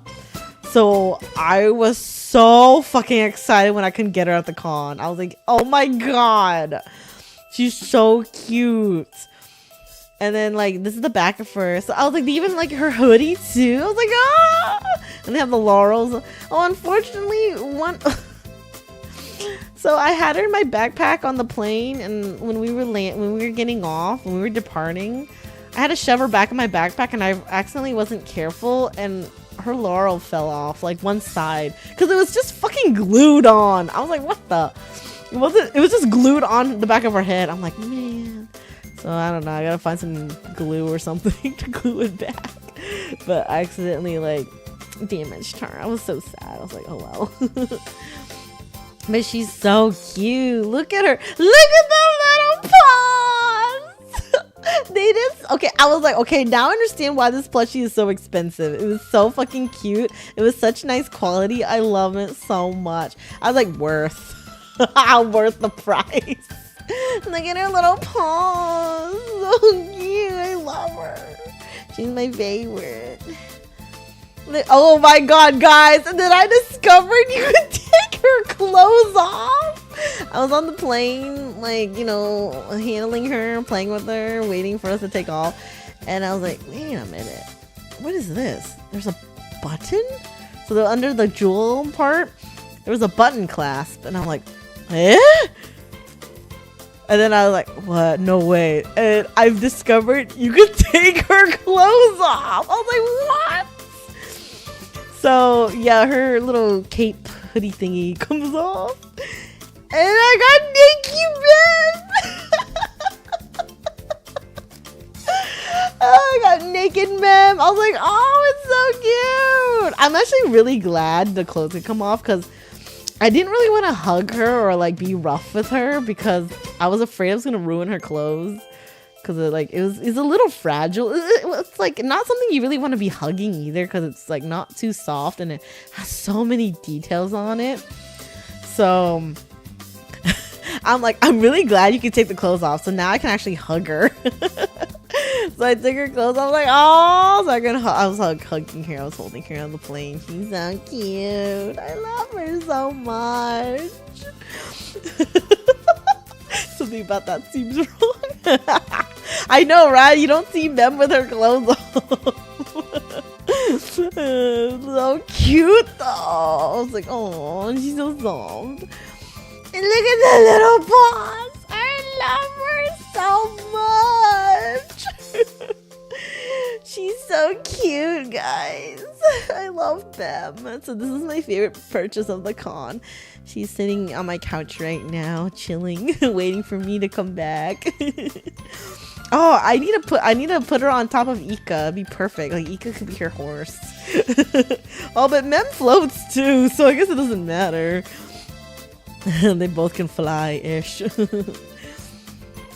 So yeah, and that was my con trip, guys. Well, wait, I forgot the whole thing. I forgot. After the convention, we went to the casino. Okay. So, at this point, I'm like packing my shit, right? So I packed everything in. I was actually able to fit everything into my suitcase. Because everything was flat. When I think about it, everything was pretty flat. The only bulky shit was that the Aventurine plushie is in a box. That figure at the top next to Saber, I don't know why, but the box was kind of big. It was like bulky, and the figure wasn't like, it was an acrylic like stand thing, but it wasn't like flat. I don't know. It was nice though. It's nice though. It's a secret agent Aventurine, like part of the you know, the little avatars they give you for part of the battle pass. It's one of those where he's like dressed as a secret agent. But so those were the only bulky things, and of course Mem and her fucking box. But I flattened the box and was able to fit in my suitcase, and then I held Mem in my backpack onto the plane. So yeah, so I was able to pack all my shit together, and so we kind of packed, and then we decided to go to the casino. Okay, so for those who are unaware, Texas actually has laws where there cannot be casinos in Texas. Like, it's like gambling laws. So we actually don't really have any casinos in Texas unless it's on like Indian reservation lands. I think there's like one, but it's different, and they have they have like strict regulations and shit. So the only way us Texans can go to a casino is if we go to another state that has casinos. So usually us Texans, we go to either Louisiana has casinos, or besides Vegas, you know, but that requires flying. But I'm talking about like in driving distance. Or we go to Oklahoma. An hour north of Dallas, where I'm currently at for the convention, is a casino. A very big one in Oklahoma. It's only 1 hour north of Dallas. It is called the WinStar. I forgot to include photo, but anyways. So we were like, because gambling kind of runs in my family. If you guys have not noticed. Yeah, we like gambling. Like, my sister's going to Vegas all the damn time. Like, that's pretty much her second home. So we decided, well, okay, let's go to WinStar, guys. Maybe I'll have some birthday luck. So we went to the casino. We drove an hour north. And we're like, okay, we'll just get a room there and play before our flight home the next day. So we went there. Yeah, we played. Guess who won? I ended up hitting a pretty decent jackpot.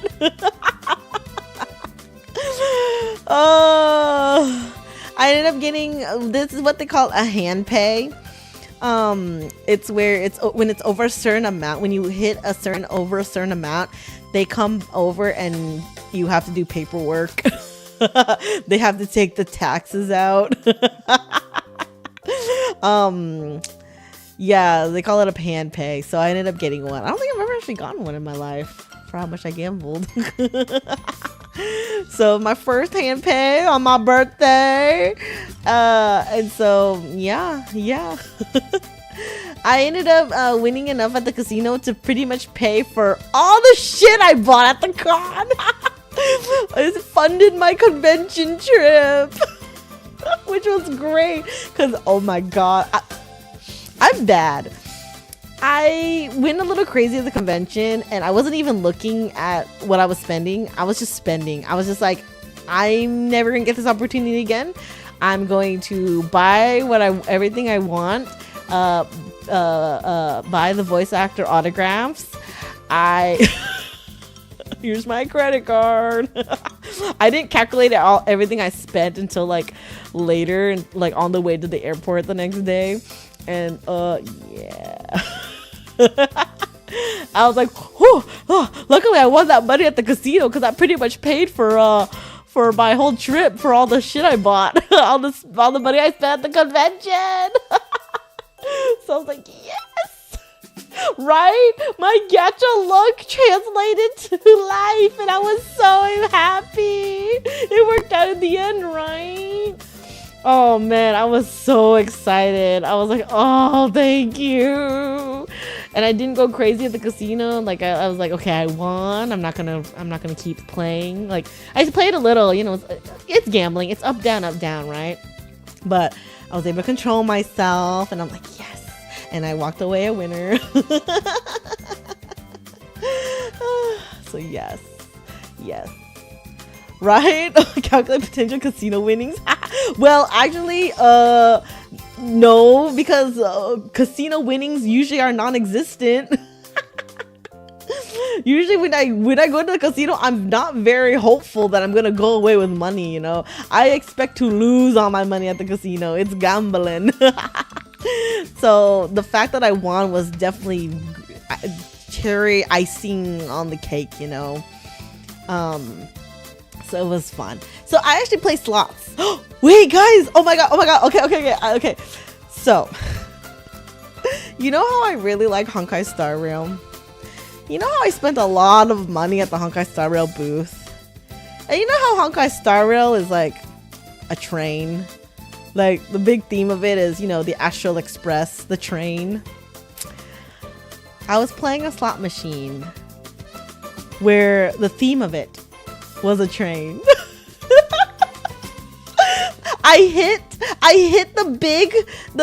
So it was like it was like a green, a purple, and a red train. The green didn't pay out very much. Purple, you know, paid out more. The red train paid out a lot. I hit that red train on the slots, and boy, oh boy, I won.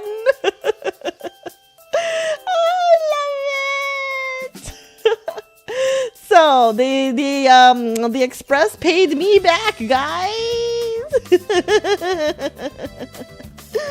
Oh, it was so good. I love it. I was like, damn, I spent a lot of money at the Astro Express. Thank God it's paying me back. I love it. So it was a lot of fun. I was like, cool. I was like, then maybe for my next gacha pulls in Honkai, maybe I'll... Oh wait, wouldn't that mean I already used up all my luck? Oh no. This is bad. I still need to pull for Hyacine.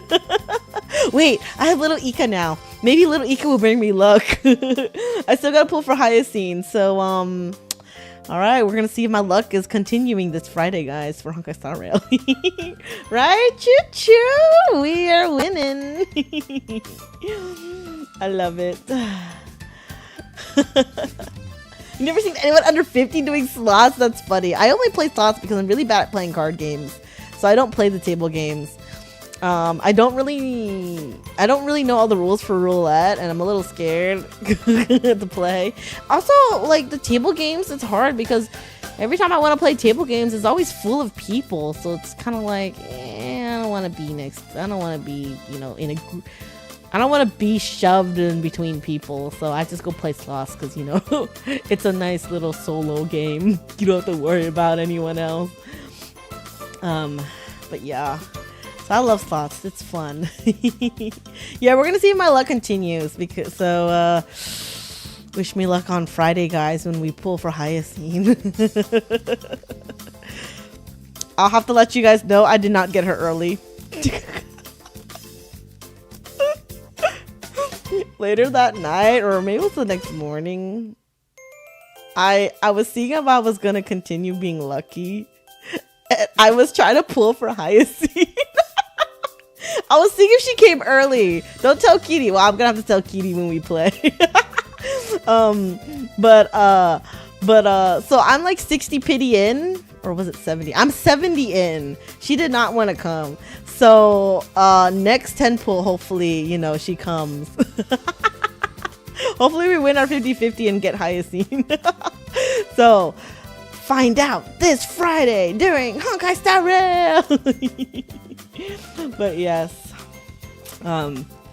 But hey, you never know. We'll see. Right? Pulls go south, you know who to blame. Dude, my Nikkei luck has been terrible. I still don't have Red Hood. I've been trying to pull for Red Hood all week for the past 2 weeks in Nikkei, and I still don't have her. I'm a little It's really annoying. But it's whatever. I'm like, yeah, if I get her, I get her. If not, whatever. I mean, is she needed, guys? I heard she's strong, but like, should I spark for her? I have enough to spark, but I was saving it. So we'll see. I don't know what I want to do with Red Hood. She's not coming home. I got another Modernia, but I didn't get Red Hood. I was so mad. I was like, oh, Pilgrim! Fuck Modernia. Ah! G-H! Oh! Thank you! Happy birthday, buddy. Thanks for sharing the pictures and videos. Welcome back. Ah, thank you! Little birthday present for me. Thank you. Appreciate it. But yes. I'm excited. I hope we get Hyacine. I was like, I want money at the casino. Pulls out wallet Kun for Honkai Star Rail. I was like, I need more gems. So I have enough to pool, but I only have enough to win the 50-50. So I have to win the 50-50 on Friday, guys. Or I don't have enough to get Hyacine. And I'm so upset. And she's leaving in like next week. And I'm like, oh god, okay. But yeah, so that was a really fun birthday trip. Yeah, of course, after the casino, you know, we went to bed. I went to bed. My sister continued playing. I'm like, you crazy? I'm fucking tired. I was at the con all day, walking all day. And so I went, and then, you know, the next morning we woke up and we headed to the airport. And yeah, that has concluded my birthday trip. And Mem was shoved in my backpack with me. She's so cute. Look how cute she is. I love her. She's so photogenic. I love Mem. Just use the wallet cheat. I know, right? I already did. I was trying to save up enough tickets for pools, but I was like, this is too slow. I'm not gonna make it in time. So I bought enough pools to get the 5-star. I did not get her early, unfortunately. I was hoping I would get Hyacine early, but that my luck didn't continue. So I'm hoping it continues on Friday when we do one more 10 pool and it is the 5-star and I win the 50-50. Whew, so we'll see, because I don't want to have to pull Wallet Kun out again, honestly. I really don't. You know how much money Honkai gets from me already? I just spent a shit ton of money at their booths this weekend. Fuck, this damn game has such a hold on my wallet. It has a hold on my heart and my wallet. And my tears, my emotions, my everything. I love it so much. Honkai Star Rail is so good. It's such a good game. He's so crazy.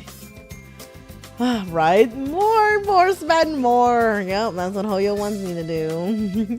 I know spending is optional. I don't care. That's the problem with this game. It makes you fall in love with the characters so damn hard that you want to spend money on them. That's the problem. They know how to work us. They know how to work our hearts. Like with any gacha game, they're like, hey, here's this cool character. Not only do they look great, but like their story is so good. So you want to spend money on them, right? Right? That's how they get you. Honkai's attacked right off. Yeah, right? Honestly. Oh, so good. I love it. I had a great time, guys. This was like a good trip. Like I had so much fun. The convention was great. I got a bunch of merch and it was amazing. A lot of the saw so many great cosplayers. Getting to go to the official booths was so good. I loved it. I didn't do any VTuber meet and greets because my Oshi wasn't there. I was so sad because I mean I've seen Enna at other Anime Impulse conventions, but she didn't come to this one. I was like, damn it. I was like, that's okay. That saves me some money. Money I spent at the Honkai Star Rail booth instead. But I got to also see the voice actors too. I was very excited that Mighty and Finon's voice actor was there. I wasn't expecting that. And of course the voice actors, they charge too for their their autographs and stuff, but it's okay. I mean, it supports them, so it's good. I don't mind. And it's not break the bank unless you want it to be. But I just got autographs, so it wasn't bad. So it was fun. I got the print signed, and oh, excuse me, oh my god. But yeah, it was a lot of fun. Am I saying I don't like my wife or husband? What are you talking about? I think I spend a lot. Do you not see how much I spend on Aventurine? I have so much fucking Aventurine merch. This is only at this convention, guys. I have bought so much more Aventurine merch at other cons. I have a whole Aventurine eat a bag. And I have so many prints of Aventurine too. I need to put them up. I have them framed. I'm not putting them up in my current room because I'm moving again. So maybe in my next room I will put all my prints up on the wall finally. But yes. I love it. I love it, Aventurine. I hope we get to see Aventurine again. I didn't play the Fate collab event, and I know Aventurine was in it. And so we need to. If we ever get like a time where like we have our fish are caught up with the main story, maybe we should go back and do that event. It was a lot of fun. I had a great time. Wait, you're not a true fan unless your place looks like the official booth. That's too much. It's too much. That's so funny though. Damn, you got Max Nayuta within 80 pools. That's pretty good. Yeah, you got good Nikkei luck. My Nikkei luck has been really shitty lately, but it's okay. I mean, I pretty much get all the characters I want, so I'm fine with that. Luckily, Nikkei is one of those games where I don't fall in love with every single character, which is way better on my wallet and heart. So, I'm good. But yeah. It was a lot of fun. I had a great time. My birthday was so good. My trip was only like 48 hours, but I feel like I did so fucking much. It felt like I was gone for like 4 days, but really I was only gone for like 48 hours. I left like noon Friday and I came back noon Sunday. So yeah. It was good. It was a short trip, but it was really good. It was jam-packed. Am I gonna play Stellasora next week? I have not decided when I'm playing Stellasora next, because I decided Sunday is gonna be Nikkei. Remember, so I decided I'm gonna do like alternate. I'm gonna alternate with Nikkei and Stellasora. So 1 week Nikkei, next week Stella, back and forth. Since we did Stella last week, this week I'm doing Nikkei. So maybe next week we will do Stella. And that's assuming I do stream that extra day. I only stream that extra day if I have the energy and time right now. So, yeah. Oh, but with holidays coming up, guys, I'll have a little more time to stream, actually. Because I get, like, the last, like, two weeks off. The last 2 weeks of the year off. So I'll have more time to actually shove in more streams. Assuming, like,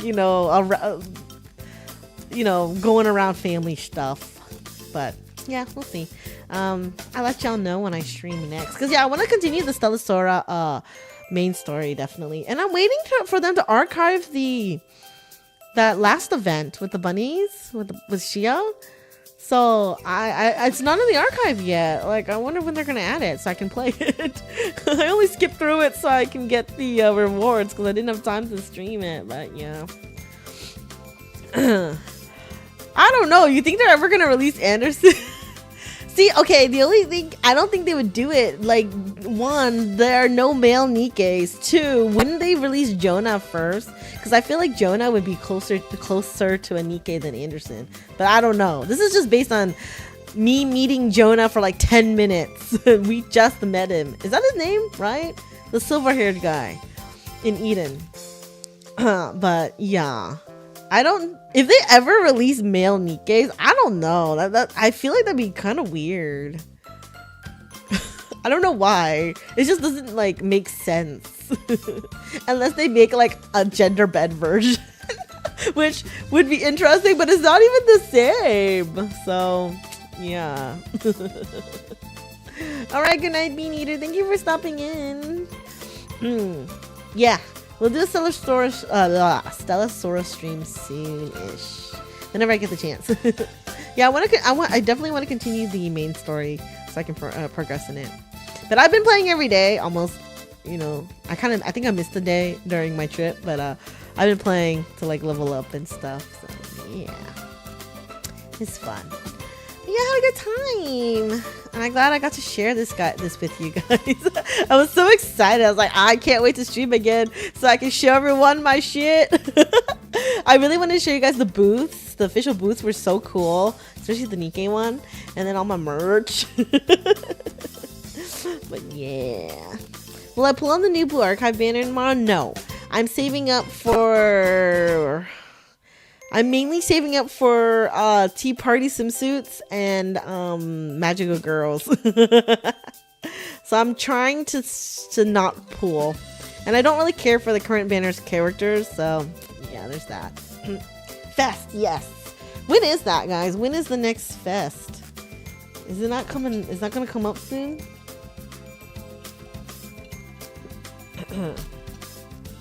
So much gacha. I definitely come from a family of gambling. I would say, though, I am somewhat responsible with IRL gambling, like casino. But I feel like I'm not as responsible when it comes to gacha games. Oh, man. Ugh. This is why. This is why, like, when you add anime into it, anime gambling, yep. Because I get so obsessed with the characters, too. This is why the gacha games are so bad for me. Especially when you give me waifus and husbandos. Like, come on, what am I supposed to do, huh? What is a girl supposed to do? What am I supposed to do but pull out wallet, coon? I love. Oh my god, I forgot. Oh my god.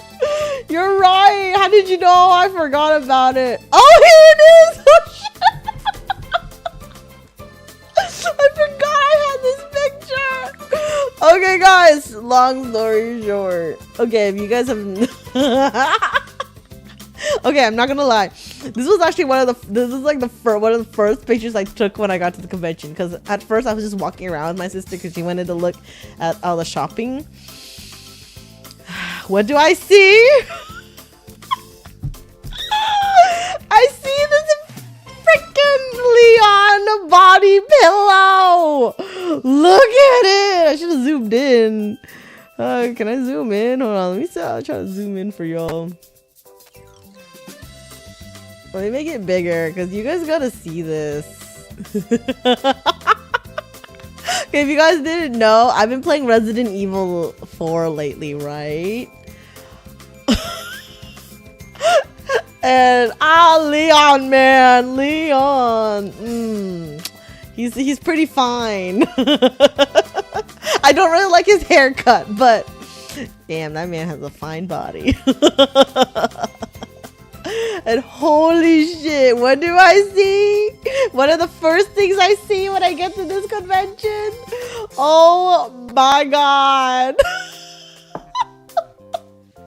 Okay, I did not buy it. Unfortunately, I did not buy it because I don't think my hubby would appreciate me bringing home a pillow of a half-naked anime man.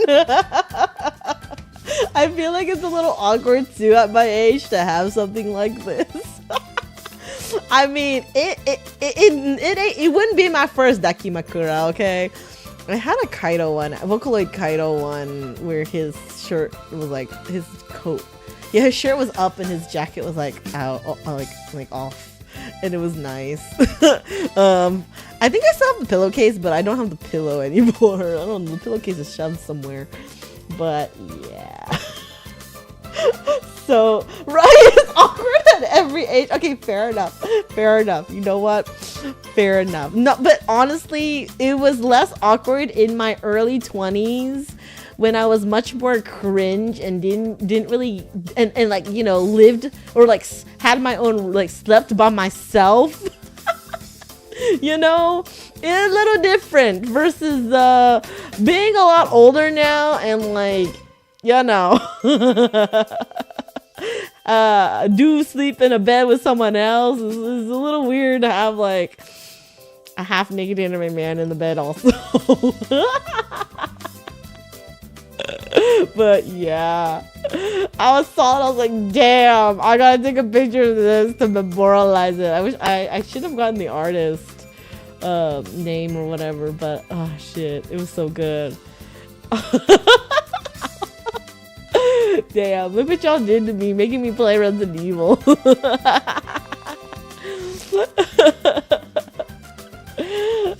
No, not a thruple. No.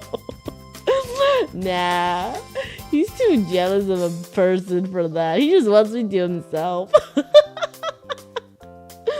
It's so good. Right? Yes, me, my wife, and her 6-foot-long Leon body pillow. Yes! I love that so much. I love that meme. Or like the original is with the with a giant Pokemon plushie, right? Crossbone? I don't know who that character is in the back. People were saying it was COD? Is it? I don't know what it is. Yeah, is it Call of Duty? Ghost? Yeah, is that like a Call of Duty character? Ghost? Right? Is it Call of Duty? I remember seeing some videos of this, that character. But yeah, I was like, oh man, Leon. I honestly didn't expect to like Leon that much, to be honest. Cause you know, I've always known about the character. Like, you know, I mean, I've been into games and stuff long enough where I like know characters, but that doesn't mean I've played the game. But I did not expect to actually like Leon that much. I was like, shit. So like, yeah, all right, you got me there, sir. You are my type. Except I just don't like his haircut. But wait, is Leon blonde? Or is he a brunette or a blonde? What would you guys say? Because I can't tell, because sometimes like people have his hair like light and some of his times it's darker. Maybe he's a dirty blonde? Would you consider him brown or blonde? Right? Is it like dirty blonde? In the remake of 4 he's blonde? Oh. But like he's mainly, I mean, I see it's brown. Like his plushie, like his official plushie from the company is brown. So in the original 2 he's ginger, in the original 4 it's brown. What the fuck? That can't be consistent! What the fuck? Like, is he keeps dyeing his hair, or they just can't decide, they can't decide what he wants to be? What the fuck? Wait, now I gotta look up Resident Evil 2 Leon. What did he look like? Hold on. Resident Evil 2 Leon.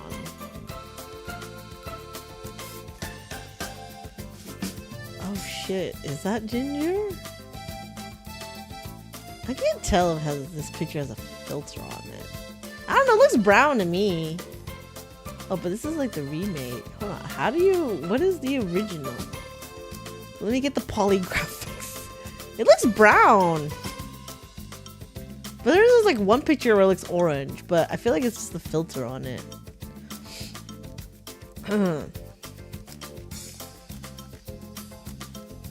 Oh, that's true. Maybe like people's hair changes, huh? Right? You were blonde when you were younger, but then now you're brown now. Yeah, that makes... Okay, I can see that, yeah. Yeah, I don't think it's ginger. Wait, so even more confusing, he's ginger in the cutscenes and brown in the game model. Yeah, what the fuck? That's so... Okay, I see why... Okay, I see why you think people think it's ginger. It's a light brown. But I wouldn't say he's ginger. It's just a light brown. Like it's... Yeah, okay, I see what y'all mean. It looks more orange, yeah. But I don't think it's ginger. Like, I wouldn't consider him ginger. It just looks like anime brown. Like anime light brown. Yeah, that is very confusing. Also, wait, so and then what, Resident Evil 4, he's blonde? So how does he go from like... They cannot decide what color hair he has, huh? You know what? I want to say he's dirty blonde. Leaning towards brown.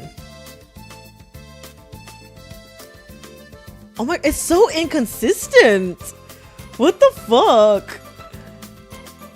Yeah, his hair color is so inconsistent. Oh my god. Oh, he looks good in the Resident Evil 4 remake. Yeah, it looks way blonder than that one. Oh my god, look at that. Look at this HD detail of him in Resident Evil 4 remake. Damn. Anyways, he's trying to change his hair color because he's trying to see what color Ada likes. That's funny. Wait, so, okay. Wait, I don't know if this is gonna spoil anything, like, coming in that I'm playing in Resident Evil 4, but I see them shipped a lot. And so, like, is that just fan shipping or, like, is that, like, real? Because I never played Resident Evil 2. So maybe if you guys want to tell me what happened in Resident Evil 2 between the two of them. But then don't spoil what's coming in Resident Evil 4. We haven't even really met Ada. They haven't met yet. Leon hasn't met Ada in Resident Evil 4 yet, where we're at.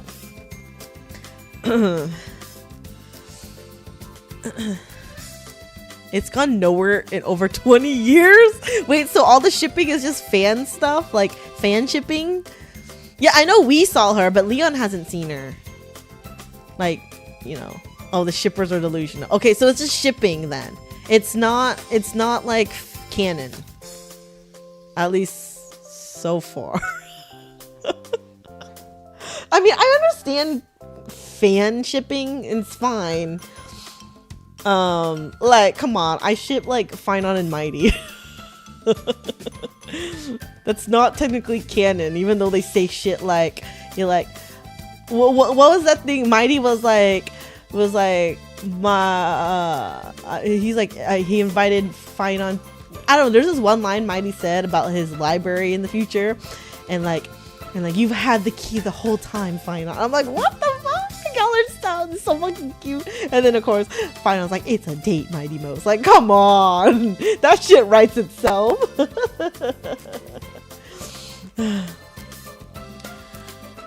In Resident Evil there are no canon ships. Okay, the remake and original 4 have their relationship a lot different. What?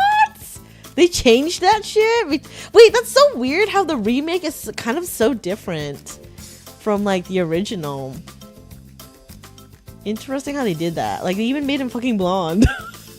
Wait, okay. So if Leon is technically dirty blonde, like kind of, he's like, he could be blonde or he could be like a really light brunette. Maybe this makes sense why I really like him too. His hairstyle is not exactly what I would like in an anime, in a blonde character. Like, you guys know my type at this point. Like a Venturine, Japard, I like my blonde anime men, right? But maybe this makes sense why I like Leo. Cause he's kind of like blonde. He's blonde and he's got a really nice body. Like, boy. Yes. He's like totally up my alley. But yeah, that makes sense. This makes sense a lot.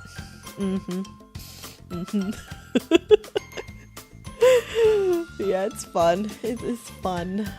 I'm enjoying the game. We'll play some more Resident Evil 4 soon too. So many games, guys, not enough time. I am determined to finish it though, because it's pretty good and I want to know what happens. And Leon, you know, just the fact, Leon! I like yelling at him too, like Ashley, just cause like, fuck! Shoot the damn thing! Even though it's my skill issue. What? I have not been thirsting over Leon as much as a convention week. It's up there, but it's not been the whole time. But anyways, guys, so yeah. I saw this and I was like, oh my god. Especially because we just been playing Resident Evil 4 lately. I was like, fuck. Yeah, but I did not buy it. Yep, that's it. Okay. It was fun. It was fun. But yeah, I had a good time and I'm glad I'm back now though. It was a good quick trip. It didn't tire me out as much as I thought it was going to. I was still tired afterwards, but not as much as a full convention weekend, so I was grateful for that. Yet I did a lot still. Next year, if I go again next year, I definitely want to cosplay and stuff, so yeah, I just didn't have time this time to get another cosplay together. But yeah, hopefully next convention I go to, I can do one. I definitely want to do Brady. What do you guys think? Should we do a vote eventually? Another Blue Archive cosplay, or should I finally do Brady? You know, I was surprised I didn't see a Brady cosplayer, because I thought she would be popular enough. Like, okay, so the Nikkei cosplayers I saw, I wasn't surprised. Because, like, okay, Maid Mask, I wasn't surprised for that. Alice, definitely not surprised. Neon, I was surprised I didn't see an Anise or a Rappy. But we saw Neon, which was a pleasant surprise. It was a pleasant surprise to see Neon, because, you know, I feel like Neon doesn't get as much love as the other two. But yeah. So, yeah. Brady Supremacy, embrace the Bon Bouche, yeah. I can cosplay Brady, and then I can find Crust cos. I was surprised to see Crust, actually. I wasn't expecting to see a Crust cosplayer. So, yeah, I cosplay Brady, I can find Crust, or, I cannot even find Commander. Would that be weird? The first thing I thought of, if I found a Commander as a Brady, to ask if I could eat their hand. Wait, that's really weird in real life, and that's so gross. Actually, I don't know where his hand has been. That's so unsanitary. I won't do that unless he washes his hand first. Then okay. But how will I know he washed his hand? I can't follow him into the bathroom. That'd be so funny though. I think it'd be cute to do Brady. We'll see how I feel when I put the costume on, if I'm going to wear it in public or not. Dude, I want him to cosplay a Commander so bad, because I think it'd be very fitting for him. Especially since, you know, military and everything. But, like, he won't do it. He's just too many layers. I guess it makes sense. It's kind of like he wore uniforms, like, for the longest time. Why would he want to wear it again? I was like, you know, you have a fair point. And it's a lot of layers, and he gets hot easily. So I don't blame him, because honestly, wearing cosplay is very hot, especially like we live in Texas. It's really tough to cosplay like here, because like cosplay has so many layers sometimes, and so I'm just kind of like, oh yeah. But yep. I'm too shy to ask the actor if they have prints, but we'll ask some random man first to put their finger in my mouth. You know what? You have a point. I don't think I could do it, honestly. It's not such a weird request. I mean, they would understand it, right? Especially because if they're cosplaying Commander, then they have to play Nikkei, hopefully. So they would understand what I'm trying to do, but it would be weird, huh? I don't know. Should I? You know what? Maybe I wait. No. I'm like maybe just to prove myself wrong, I'm gonna do it. But then now I'm thinking, like, no, that's gonna be really weird. Like, okay, think about it. If someone came up to you, if a girl came up to you and asked you to put your finger in her mouth, would you do it? Like, that's kind of a weird request, right? Right, if we're at a convention. I mean, I know sometimes freaky shit goes on at cons, but that's a little, I feel like that request is maybe a little weird.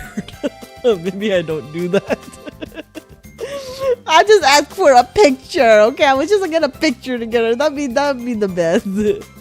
I've already been asked that at work. The answer was no. Yeah, see? It's kind of weird. So I feel like even if I had the courage to ask it, the dude would probably be like, what the fuck, no. Unless they were also weird. But you know what? We're at an anime convention, so you never know. Everyone's fucking weird. So yeah, I don't know.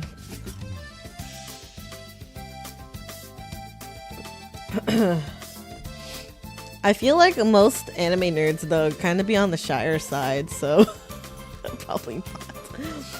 But I don't know, maybe it depends. I know I am, but I've always been like a shy, timid person, I feel. So I don't think I can really blame anime for that. Not like I'm blaming anything, but it's just kind of like, that's just me. But yeah. But yeah, I'll probably do Brady next. I've already like looking at all the parts for the cosplay. So that'd be fun. And then I don't have to worry about having to like, for lack of a better word, like look good. No, that's not a good word. That's not a good way to put it. Look skinny. I always worry because like, I don't know, because detail is a big thing for me when I cosplay, and then I feel bad whenever I'm like cosplaying like, you know, most if not all the anime characters, the girls, they're like, you know, they're like skinny.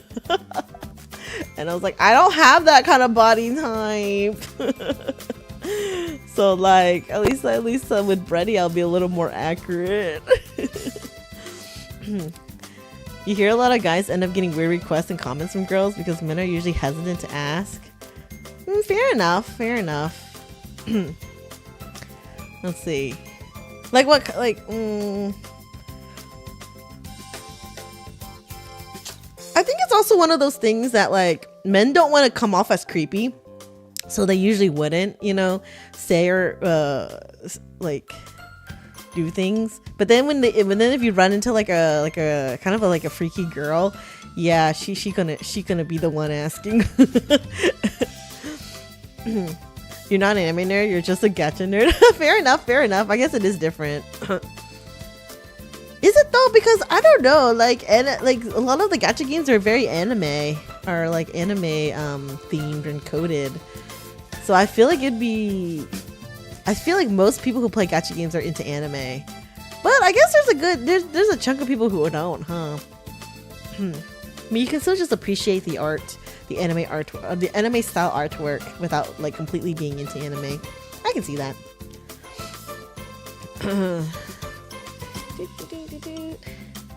So you haven't done cosplay yet because of your skin tone? Yeah, it's hard. Yeah, skin tone is definitely one of those things that are hard too. Because like people can be, even though like people are like, oh, cosplay's for everyone, but people are still judgmental sometimes.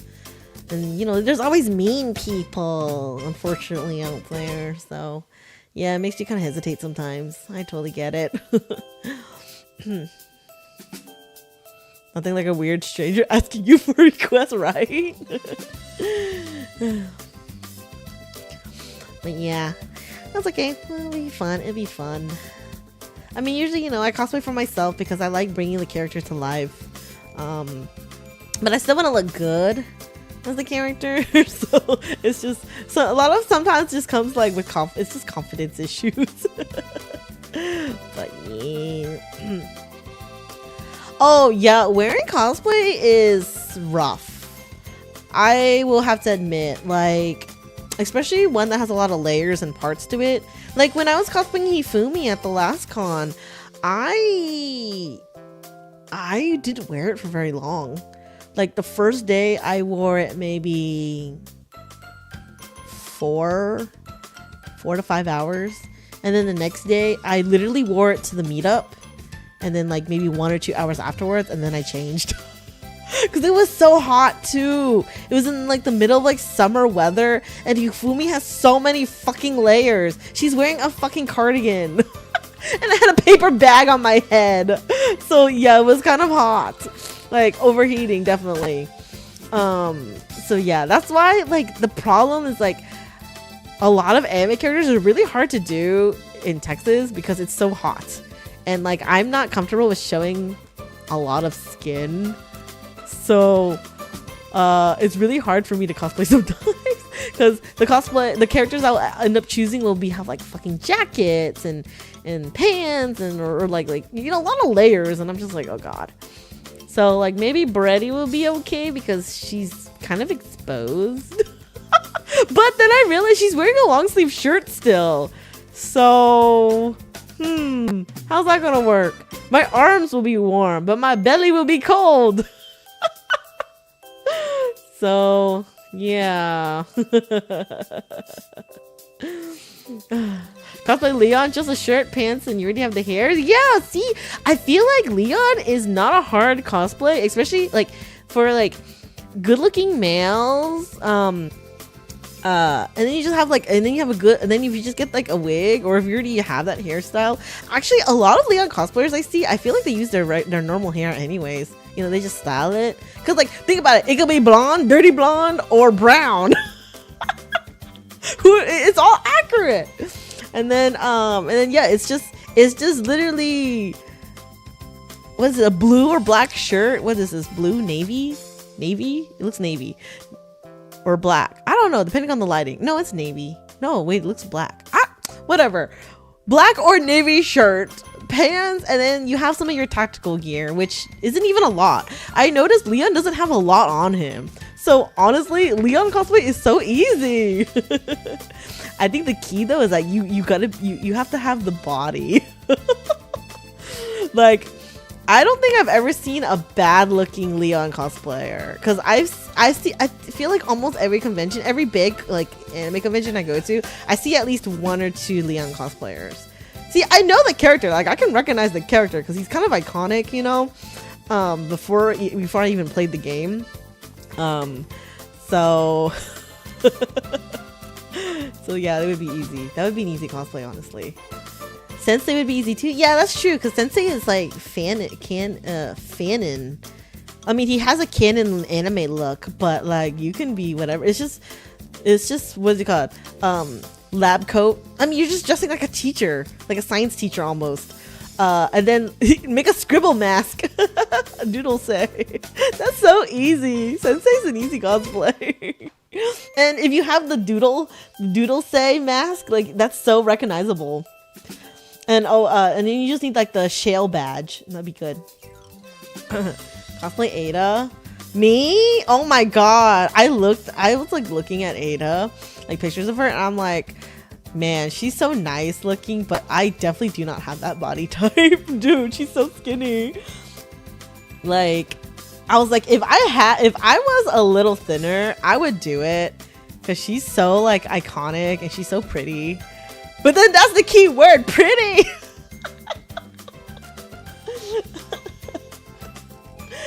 Okay. It could just be my self-esteem talking, but like, I think I'm cute sometimes, but I would not consider myself a pretty person, like looks wise, physically. I don't know.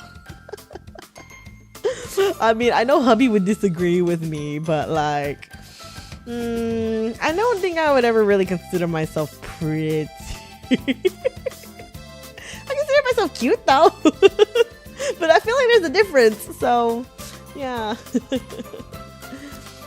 You want to see a real life GTD sensei? Is that the buff one? Big buff one, right? You would have to get a you should get like a bodybuilder to cosplay it. You were at an arcade and a girl asked for a hug and you asked her why and she said she just needed one? Huh, interesting. You eventually gave her one, half expecting to get shamed? Fair enough, that is really random. I don't think I would ask a random dude to hug me. Like, especially if I didn't know them. Hold on, let me think about that real quick. What would be the situation be? And is he hot? Is he my type? Shallow. I don't know. That's kind of weird though, coming out of nowhere. Yeah, and you don't know if he's weird, or if you don't know the other person's weird or if they have like weird intentions. I don't know. Yeah, I might get stabbed or something. Or pickpocketed, you know? That's the only thing I would be like wary of, if like they're gonna like steal my shit, pickpocket me. But yeah, no, that's really weird. I don't think I would. Man, you're brave to hug her then. Like this random fucking girl asking for a hug. Was she at least cute and good looking? Like, I don't know. Remember, a hot guy can never be weird. They're hot. You know, I'm not gonna argue with that because it's one of those psychological things where it's like, because they're good looking, you kind of trust them a little more, oddly. I actually read like a whole like Reddit thread about this, and like it was very interesting actually, like reading about like the psychology behind it. And I was like, yeah, no, that makes sense. Randomly kissed. Okay, people should not be randomly kissed. No. If someone's gonna randomly kiss me, like just out in public, no, fuck no. Like you are getting punched. You are gonna get the cops called on you. Maybe you're gonna be a registered sex offender or something. Like, what the fuck? That's like, what the hell? A hug, okay, maybe, depending on the situation and the person. Kiss, no. You better ask for that. Even if you're hot. Wait, if you're a hot dude, you better be kissing good then if you're gonna randomly kiss someone in public. It's so weird. That's the only acceptable if you're a fucking good kisser and you're good looking. But then I'll be very confused. Like, wait, do you have me mistaken for someone else?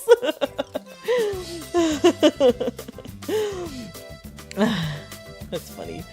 Dude, wine and ladies, especially like older ladies, oh my god. Like, I am not surprised. Wine is just a bad mix.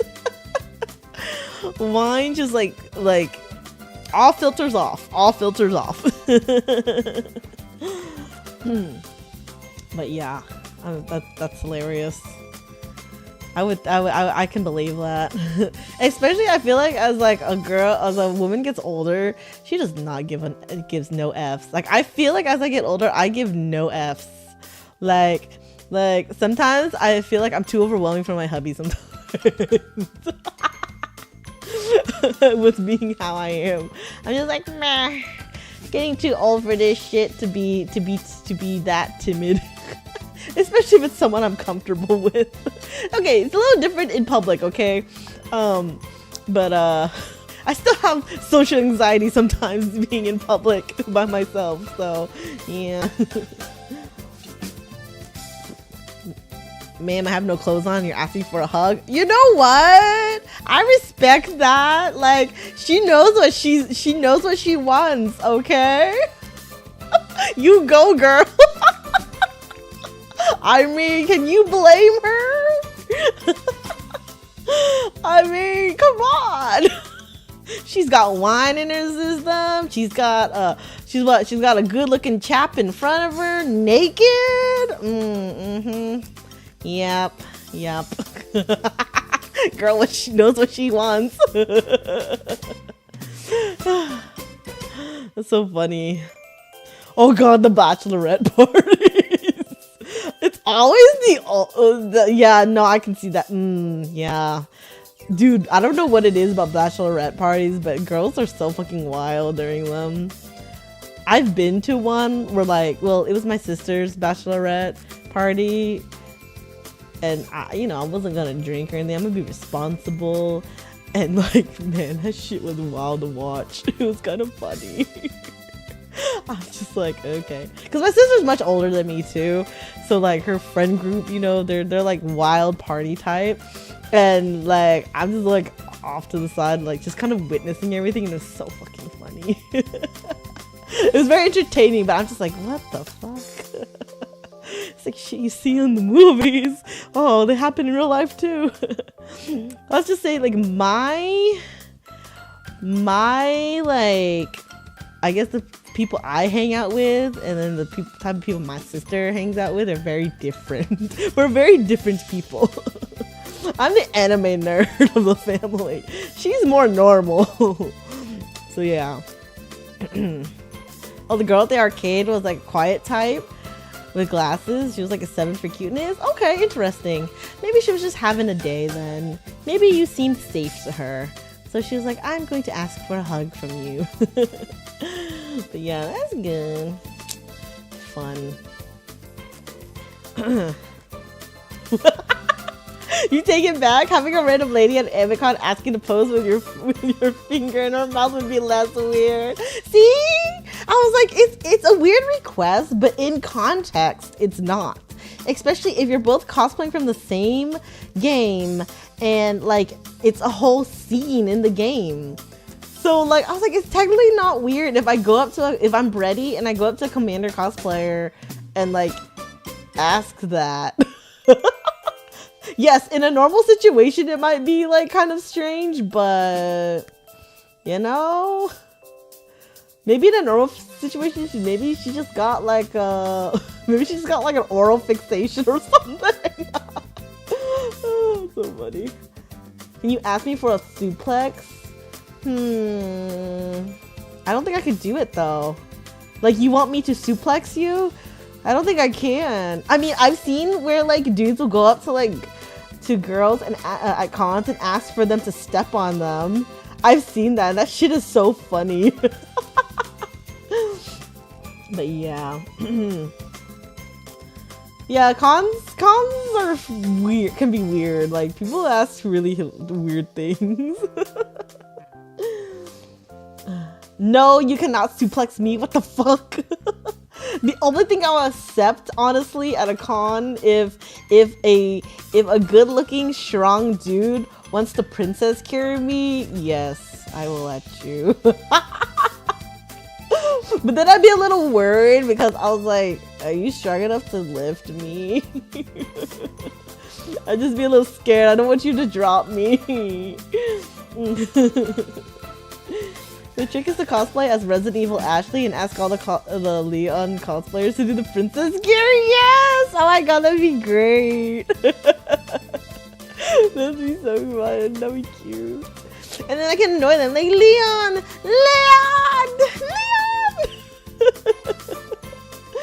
It's funny. You think the female equivalent of a guy asking for a girl to step on him is a girl asking for a guy to choke her? Oh, yeah, you're right. That would make sense.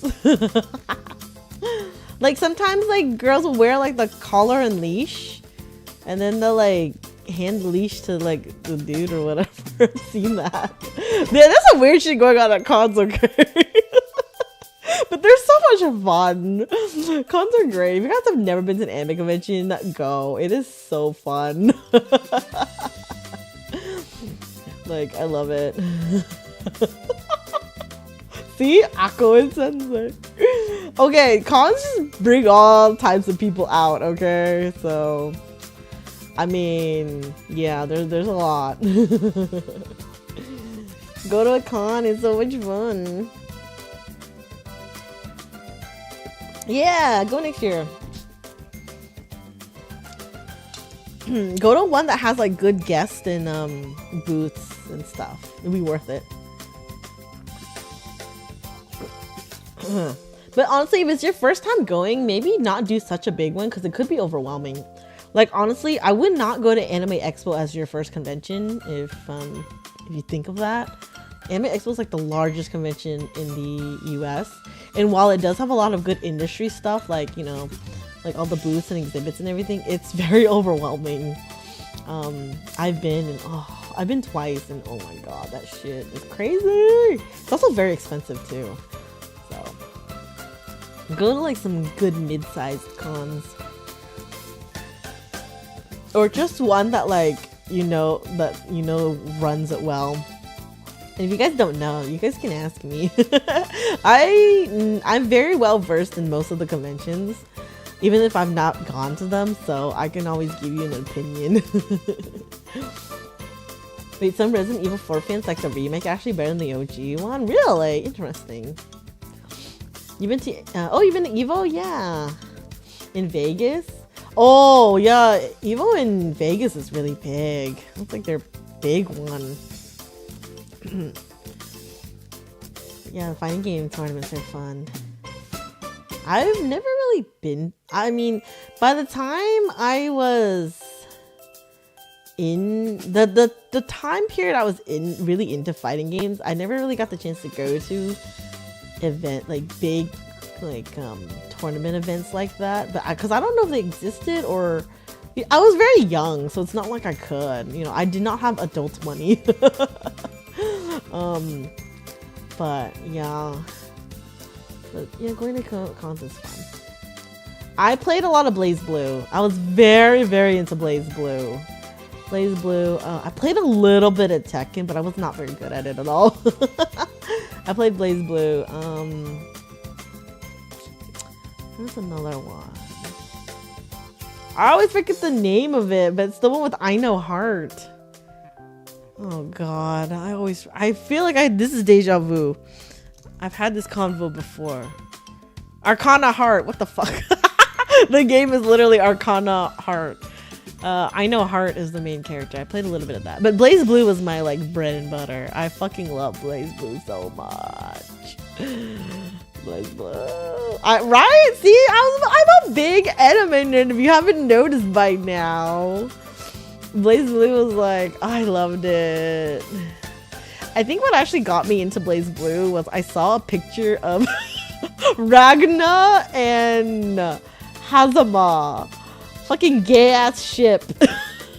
I saw a picture and I was like, ooh, who are they from? And yeah, I discovered Blaze Blue. Platinum the Trinity. She was my girl. I mained her. Ooh, King of Fighters. Fun. But yeah, I was very into yaoi back then. I'm still a bit into yaoi. Like, boys love gay ships. But, I feel like not as much as I was back then, oddly. I don't know why. Like, I kind of, like, grew out of it. Not grew out, but like, I don't know. It interests me a little less. I don't know why. I still like it a lot in certain senses. Like, oh, the whole Finon and Mighty thing is so good, but I'm not as big as a fan as I used to be. Like my life revolved around yaoi and my boys love. But now not as much. But yeah, it's fun. I love it. Oh my gosh, guys, I can just yap all day, all night. I think it's just been so long since I've streamed. I haven't gotten my yap on. Only characters you know from Blaze Blue are Makoto and Jubei. Okay, yeah, those are pretty iconic. What about Ragna, the main character? The one in the red coat and with the white hair? Surely you know Ragna, the Blood Edge. But yeah, Jubei is the cat, right? Yeah, Jubei he's popular. And Makoto, she's very... Isn't Makoto the squirrel? It's been so long since I thought of Blaze Blue. Yeah, Makoto is the squirrel. Yeah, she's the squirrel. She's fun. She's actually a fun character. I had considered cosplaying her at one point, but her school uniform, not her normal outfit, because it's fucking skimpy as hell. Ooh, Kagura and Blaze Blue, right? Yeah, right. The big sword. He's definitely he's the newer character. So I didn't play him very much. I played Platinum the Trinity, and who did I play before Platinum? I don't remember who I played before Platinum. Because once Platinum dropped, oh my god, all I did was play her. Because I fucking love her so much. She has a color palette that makes her look like Miku, and I love it. It's so cute. But I love her default colors too. Man, see, I don't know why. I like blonde. Platinum the Trinity has blonde hair. She's into blondes. Funny. Yeah, well, it's not a... Oh, no, Platinum... It's not a hammer. She has a giant staff. Oh, it does turn into a hammer, actually, yeah. It turns into a hammer at one point. Platinum is like 3 people in one.